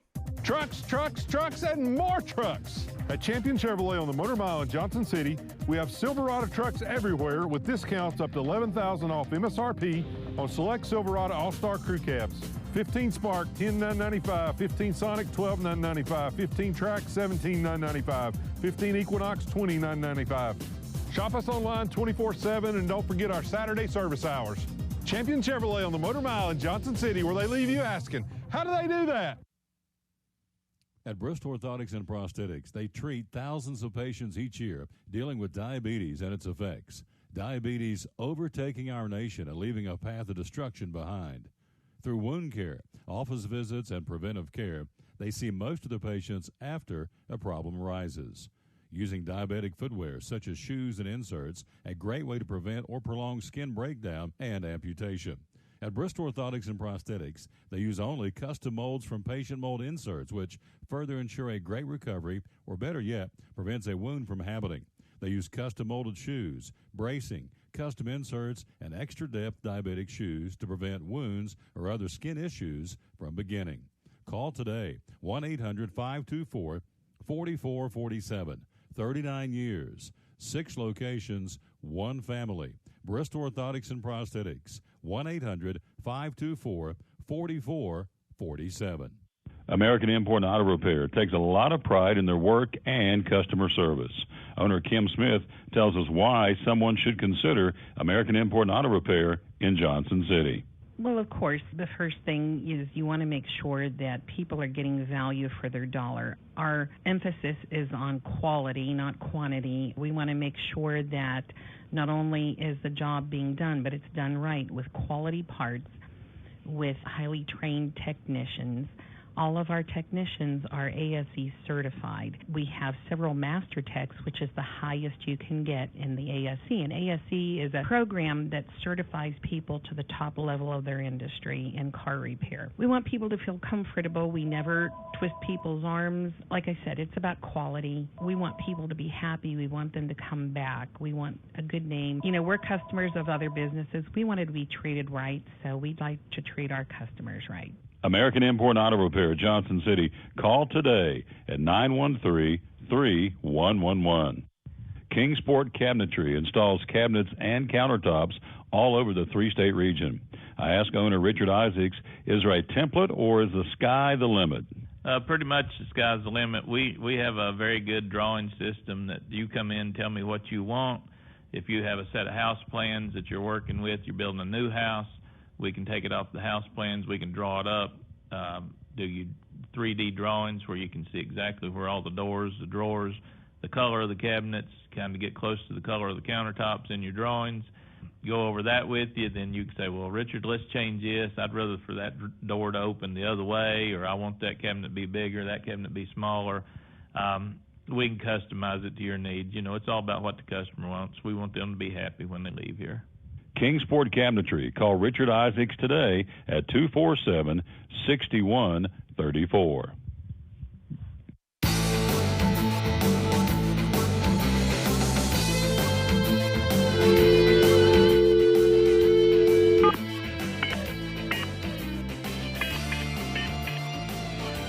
Back on the Tom Taylor Sports Show. Thanks for being with us again on this, Thursday. I like it. Getting ready for a big weekend of college football, obviously.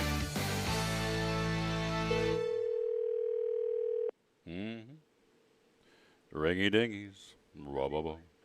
Good afternoon. There he is, our buddy Dr. Barry Walton from Max Medicine. Mark, good afternoon, my friend. How are you?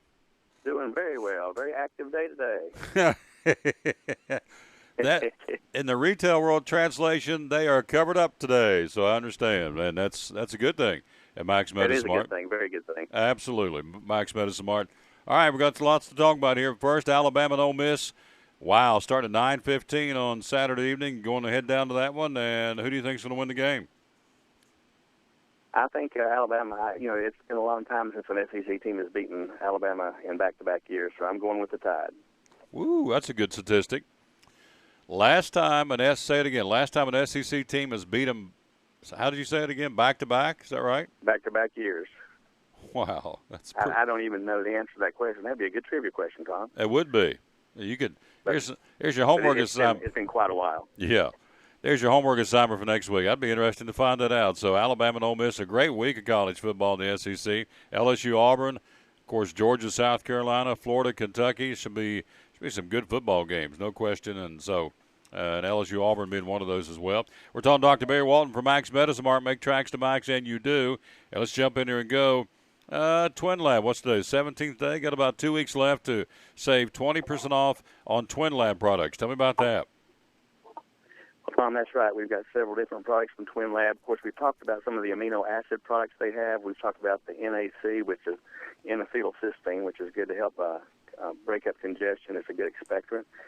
We also have the Twin Lab Maxillos formulas, and those are kind of a different thing that Twin Lab has gotten into lately. They have a great CoQ10 formula. CoQ10, of course, is something that the body naturally produces. And when you take a statin drug that lowers your cholesterol, it will also lower your production of CoQ10. So you need to supplement that as well. So the Twin Lab Maxi Life CoQ10 formula is something that is a really good thing if you happen to be on a statin. They also have a collagen type 2 with hyaluronic acid, and that's something that would be good if you have arthritis symptoms. It can help support that particular ailment. And they also have the apopectin capsules, and people use that for lots of different things, anything from digestion to an extra source of fiber. So those are some good things that Twin Lab has, and of course for this month, 20% off. You're not going to find a better deal anywhere around.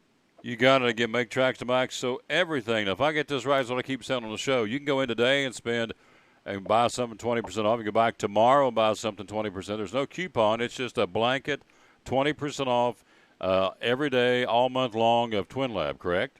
That is correct, Tom. If it's got Twin Lab on it, we're going to take 20% off right there at the register. There you go. Can't beat it. It's a great deal. Twin Lab, which is made in Utah. It's an American-made product, and they do a great job. Also, flu shots. A little weather change. Folks starting to talk about the fall. Of course, fall comes in officially on Monday, so let's talk flu shots for Max Medicine Mart. Well, that's right, Tom. We've gotten 2 different shipments now in of flu shots. They were running a little bit behind this month or this year. So we've got some more coming in, different kinds coming in. We still don't have the high dose yet, but we've got the regular trivalent flu shots, the shots that we've had for years. And we're going great guns with those today. We've given several, probably approaching about 30 flu shots already today. And we've also, of course, given the pneumonia shots.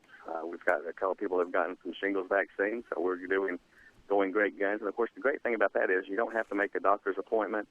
You don't have to pay a doctor's copay fee, and most time your insurance will pay for it 100%. So especially if you're a Medicare-age person, we recommend you come on in. Used to people would put it off until October. The latest science has shown that the sooner you get that, it should protect you throughout the whole season.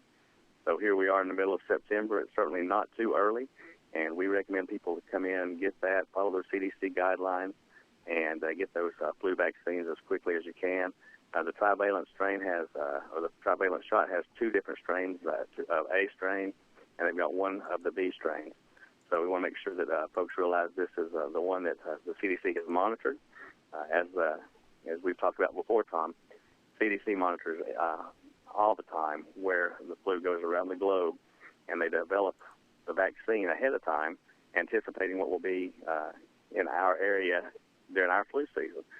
Usually they do a great job. Last year they were a little bit lacking, but hopefully this year they're going to be right back on track like they have been. We've had some really great matches in the last 5 to 10 years, so we're looking forward to being able to prevent a lot of those flu issues, flu deaths, and flu hospitalizations just by getting that quick and easy vaccine. And like we say, no appointment, come on in, we'll have you in and out in no time. We're talking to our buddy, Dr. Barry Walton from Max Medicine Mart, Make Tracks to Max, and you do. We appreciate that. And Dr. Walton, we talk about Bates Farm Lotion, something that's been flying off the shelf, something you want to tell us about. So Bates Farm Lotions, tell me about it from Max Medicine Mart. Well, Tom, that's right. This is made with natural ingredients right here in the Appalachian Mountains. And Bates Farm is a great little product out of Jonesville, Virginia. And they have not only the goat milk lotions, but they've got what they call the body butters. So they've got great new scents. They brought them in just a couple of days ago. And some of the scents that they now have out are Christmas Splendor, hot buttered rum, sugar cookie, holiday berry, peppermint, and Keena's favorite has been that Madagascar vanilla orchid. It's got really does smell really like a rich vanilla. And that's, of course, if it's her favorite, it's got to be mine, right? So I love that one too. So it's got a great scent to it. And they got little 2-ounce bottles. And then if you decide you like that one, and we've got several testers out here too, ready for you to test them and see what you think of them. But if you've got a little 2-ounce bottle you can keep in your purse. And we also have the larger bottles that you can have on your nightstand or wherever you want to have your lotion. That's just one of the things that you can do there. And they also have the body butter, which is a thicker product, but it still has those same wonderful scents. And they have other scents as well, but those are the new ones that came in just 2 days ago. And Karen Gibson, of course, keeps us in stock with all that out of the over-the-counter products. And she's done a great job with sourcing some local products That's what we kind of like to do here is feature some of the local products. And Jonesville, Virginia is very close to us, so we are the exclusive distributor in the Kingsport for the Bates Farms goat milk lotions and body butter. So come on in, check that out. If you're coming into the store, just come right back to the pharmacy counter and take a right, and you'll see the display right there on the end cap. And she's got it decorated very nice. We've had several different people compliment how nice that display looks, and she's really done it up right. So come on in and check us out. Dr. Walton, the temperature's starting to cool down a little bit. More folks may get outside and do more outdoor activities as opposed to in the summertime. So you may have more walkers, more runners, more folks riding bikes. So increasing the chances along with folks, cleaning out gutters and doing things kind of the weekend warriors. So splints and braces and those kind of things for folks that may get injured. Hope not, but if they do, you can help them out with some of those type products at Max Medicine Mart. Tell me about it. As you're coming in Max and taking an immediate right, you'll see our durable medical equipment section. And we have a whole wall of different braces and supports.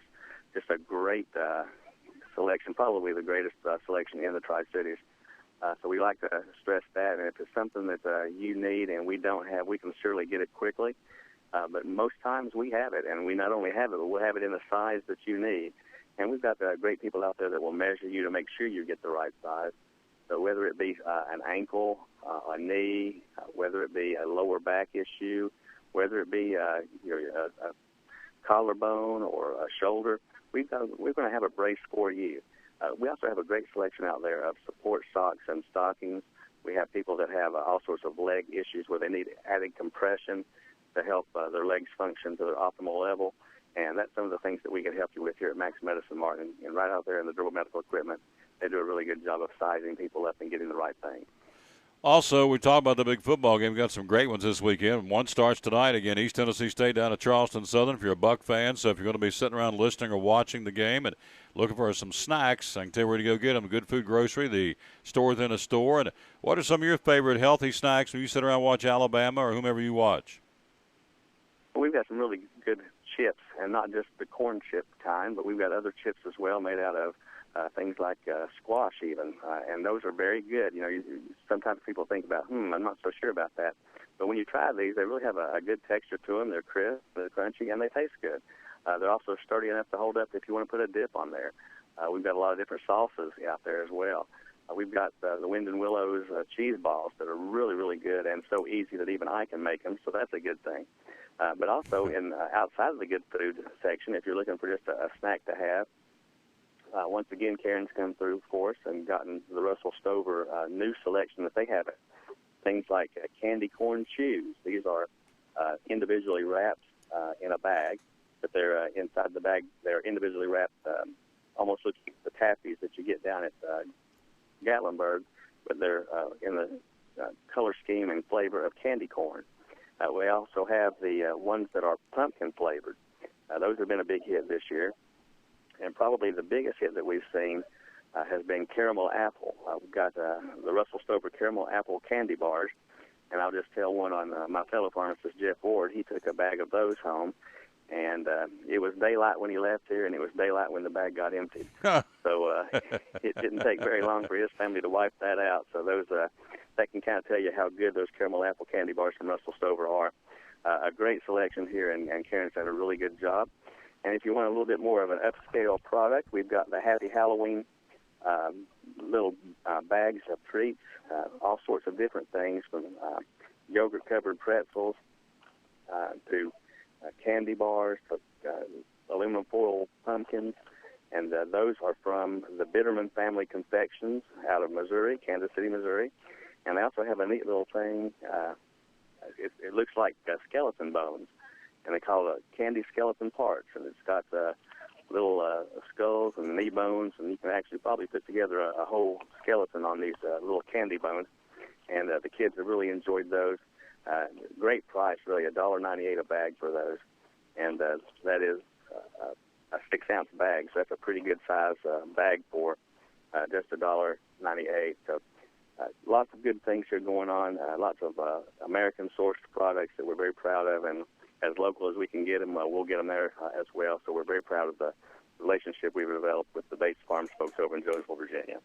Open 7 days a week. Mike's Medicine Mart. Make tracks to Mike's. Again, Twin Lab. They've got the Bates Farms lotions, the Bitterman family candles, Russell Stover candy, all the snacks. They've got, as you heard him say, the splints and the braces and the canes and the walkers. Even got the chair where you can kind of rise up on the chair and kind of give you a little extra help getting up out of a recliner. Got all that. All the things you need getting out of bathtubs and showers. Need that as well if you have a loved one that's in need of that. All that's right there at Mike's Medicine Mart. It really is your one-stop shop. And, of course, you heard him mention the flu shot. So there's really something for everyone at Mike's Medicine Mart. And also always remember this. We don't talk much about this except at the holidays. Gift certificates. And you get a gift certificate at Mike's Medicine Mart. Am I right, Dr. Walton? It covers anything in the store, including going towards prescriptions. Is that correct? Absolutely, Tom. You come in and buy a gift certificate here for a loved one. They can use it any way they want to, anything from a prescription to the vitamins over in the good food section, over to the durable medical equipment. Anything in the store, those gift certificates are good for and can be applied towards that. So if you have someone that needs something like that, we can certainly help them manage and stretch their dollars out a lot farther than they might otherwise be able to do on their own. So those gift certificates are really good ideas. Open 7 days a week. What are the hours you're open at Mike's Medicine Mart? Monday through Friday, we start at 8 in the morning and close at 7. On Saturdays, we're here from 8 until 6, and on Sundays, 1 to 5. So for all your health care needs, make tracks to Max. Make tracks to Max. Great report, my friend. Like doing this. You sound so good and chipper and up and perky, and that's a good thing. So we appreciate you very much. Keep smiling. Great job, and hey, we'll talk to you next week, all right? Tom, I look forward to it. You take care, brothers. Always good talking to you. Yes, sir. Likewise. They run a great shop over there, too. Max Medicine Mart. Make tracks to Max. Your vaccination destination is Max Medicine Mart again on Center Street in Kingsport. 245-2181 is the number to call. Woo, we've had a big show today.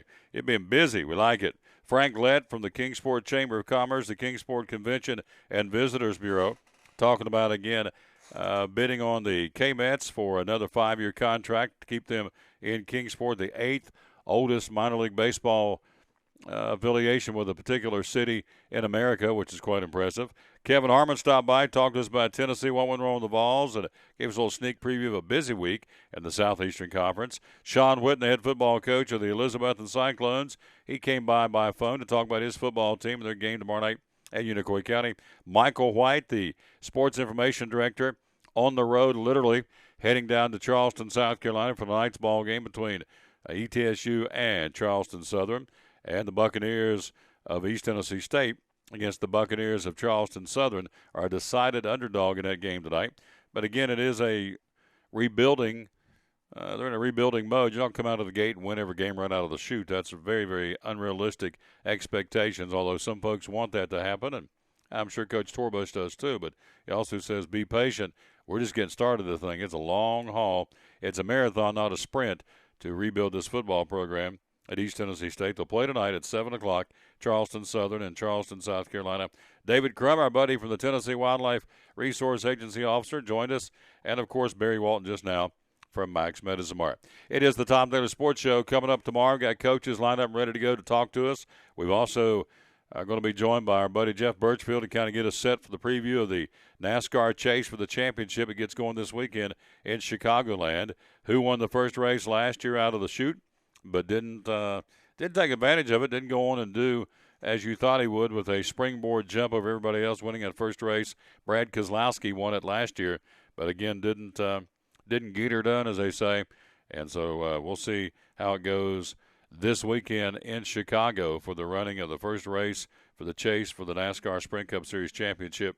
And it starts, as we said, in Chicagoland. So we'll talk about that tomorrow as well with our buddy Jeff Birchfield. And we've got some other folks lined up ready to go tomorrow as well. Carmichael will be with us tomorrow. Talk a little sports and do a little trivia, again, on a Friday afternoon get-together. So it's all good in Tom Taylor Sports Land. Again, go to that website, TomTaylorSports.com. You can see the coaches' shows, Stacy Carter, Shawn Witten, Graham Clark. They're all pre-taped, and we release them every Wednesday at noon. A brand new show, and you can sit there and watch it again, video and audio on demand over and over and over again. That's the beauty of this versus a slot on a traditional television programming in the Tri-Cities where you have to be in front of the TV at a certain time. Here you can watch it on TomTaylorSports.com. You can pause it, go get something to eat, come back, Go down the hall and get a drink, whatever, come back, and then when it's over, turn right around and hit it again and play it over and over. You can email it on to your friends, forward it on to other folks. So it's the way of the future, no question. And, again, that website is TomTaylorSports.com. You can also Twitter us at Tom Taylor Sports with the @ symbol. If you want to get into tweeting us, you can do that at Tom Taylor Sports, and also the website, TomTaylorSports.com. And so we appreciate that opportunity so very, very much to be with you each and every day, which we have been today. And, again, winding this thing down in just a few minutes. As always, we love doing this, and we unashamedly do it for you. Young lady can flat sing. How about a little shot of patriotism representing the greatest country in the world? Here's Taylor Geese Sanders singing your national anthem on the Tom Taylor Sports Show. Oh, say, can you see by the dawn's early light what so proudly we hailed at the twilight's last gleaming, whose broad stripes and bright stars through the perilous fight o'er the ramparts we watched were so gallantly streaming, and the rocket's red glare, the bombs bursting in air, gave proof through the night that our flag was still there. Oh, say does that star-spangled banner yet wave o'er the land of the free and the home of the brave. As Cy Robertson would say, booyah. There's a good one right there. Good job by Taylor Geese Sanders. Again, the playing of our national anthem here on this Thursday. Hey, our thought for the day is our buddy Larry Kaiser. Had breakfast with him this morning and had a great time. He's a great guy, dear friend. And our thought for the day from the Big Easy, we call him Larry Kaiser, nationwide insurance agent at 282-1389, 282-1389. And the thought for the day is, when a person has put a limit on what he will do, he has put a limit on what he can do. I like it. Hit it. When a person has put a limit on what they will do, they have put a limit on what they can do. I like that. That is very true. And it's brought to you by Larry Kaiser. Again, that Smart Ride program, 282-1389, the number to call. Kaiser, again, will install or have that installed, a little gizmo right in your computer module, right, usually right underneath your steering wheel. And the more modern vehicles and the more recently dated models. And so that Smart Ride gauges your driving habits. It's not a big brother. It's not telling on you or anything like that, but it gauges your driving habits. They send you a spit out or print out via email every couple of weeks to let you know how you're driving. And as a result of that, we'll get yourself a discount as much as up to 30% off your vehicle auto insurance premium and your policy when you have the Smart Ride program, again, with Larry Kaiser Nationwide Insurance at 282-1389 is the number to call. 282-1389, our buddy, we call him the Big Easy, Larry Kaiser at Larry Kaiser Nationwide Insurance. Baseball update. Let's go to the scoreboard. One afternoon game going on. The Cubbies and the Pirates both chasing St. Louis Cardinals with a little bit of breathing room. They've opened up a, 4-game lead now in the NL Central. And we'll get an update here and see how things are going in Major League Baseball. Again on this, 4-3 Pittsburgh in the top of the fourth inning. Kind of slow going. No, not really. They started at 12:30, so already into the fourth, so actually a pretty rapidly played ball game. 4-3 Pirates in the top of the fourth inning over the Cubbies, and that was being played in Pittsburgh. Normally day games would be in the Windy City at Wrigley Field, but nope, it is actually being played in Pittsburgh. NBA not that far away from getting cranked up, and Kobe Bryant's been cleared. That's a breaking story here. Medically cleared for all basketball activities. Kobe Bryant, not been a good couple of years for Kobe. Into the individually fantastic 12-13 season, the Lakers star ruptured his Achilles tendon. Trying to come back from that injury, he was only able to play 6 games for a fracture in his knee into his season. Then last year he played in only 35 games for a torn rotator cuff and surgery to repair it into his season then. So he's back, ready to go, and Kobe Bryant has been medically cleared for all basketball activities according to the NBA, entering his 20th season in the NBA. If it's going to be his last season, the majority of basketball fans want to see him on the court as much as possible. So is he going to be in the Hall of Fame? I don't think there's any question Kobe Bryant will be in the Hall of Fame. But, again, I didn't realize it was his 20th season. I knew he's been around for a while, but that's a long time. That's a lot of durability in a really physical and rough and tumble NBA sport. And so Bryant, in his last healthy season, averaged 27 points, shot 46% from the field. Over the last couple of seasons, he's averaged 21 points. So it's dropping off. It's supposed to. He's getting older. I mean, let's face it. It catches up with everybody, even the best of the best like Kobe Bryant. So anyway, he has been medically cleared and ready to go to play basketball for the Lakers in the NBA. So, and they're getting ready to crank up and get going in the preseason, and then ultimately the NBA regular season starting not that far away. So let's see. Last story we'll throw at you here before we get ready to depart and get ready for tomorrow's show. Don't forget tonight you've got college football, Clemson at Louisville, and you've also got ETSU at Charleston Southern. You've also got a pro game, very good one too. Denver, undefeated of course, and the Kansas City Chiefs, both 1-0 in the AFC West. Big matchup between the Chiefs and the Broncos from Kansas City. And so the Chiefs and the Broncos will get after it tonight, and should be a good one for Thursday night NFL football.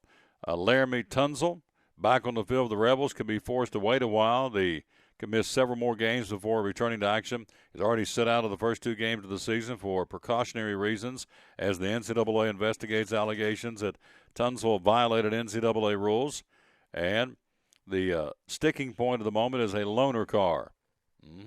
While his car was in the repair shop, he reportedly held on to the loaner car for an extended period of time before returning it to the dealership, and the NCAA has deemed that as an extra benefit. So, by the way, the car where he got it is Cannon, C-A-N-N-O-N. Cannon Motors is a corporate sponsor of Ole Miss Athletic Department, and its CEO, Michael Joe Cannon, is a former assistant coach at the school. So that would be not a good thing. That would smell a little bit, I would think. Cannon Motors, corporate sponsor of Ole Miss Athletic Department, and its CEO, Michael Joe Cannon, is a former assistant coach at the school. So current NCAA rules, by the way, dictate that a player sit out 30% of their games for receiving impermissible benefits greater than $700 in value.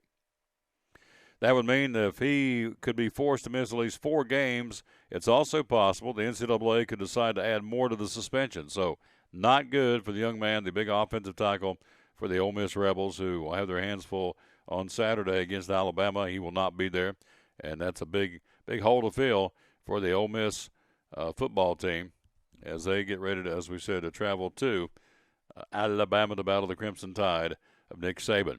We are out of time. We sincerely thank you for yours. We will be back in the saddle tomorrow from 11 to 2. Also tomorrow night, Science Hill Maryville football, 7 o'clock airtime with the Blue Lizard Australian Sunscreen pregame show. Kickoff at 7:30 tomorrow night. We'll have Cody Helton. We'll have Kevin Harmon. We'll have my man Don Shepard. And we'll have also me ready to go tomorrow night. And so it's going to be a lot of fun with Cody and Kevin and And Don, bringing it to you tomorrow night. Should be picture-perfect football weather tomorrow night across the region to go out and see your favorite high school football team. In this case, it's the team in which you should measure your program by. The Maryville Rebels coming to town, and they'll be here tomorrow night. We'll have that for you again beginning at 7 o'clock right here on livestream.com. Hit the music. We're rolling. Thank you again for our guest today. We'd like to say again thanks to Frank Litt from the Kingsport Chamber of Commerce, or Kingsport Convention and Visitors Bureau. Kevin Harmon, great report, the best stat man in the world. Great report on Tennessee football in the Southeastern Conference. Sean Witten, the head football coach of the Elizabethton Cyclones. Michael White, Sports Information Director of East Tennessee State University. Barry Walton from Max Medicine Mart, one of our great sponsors, and also David CRUM from the T.W.R.A. Get out of time. Sincerely thank you for yours. And as always, we'll tell you, win or lose, be a good sport. Back here tomorrow, right here at 11 o'clock. We'll see you then. Until then, so long, everybody.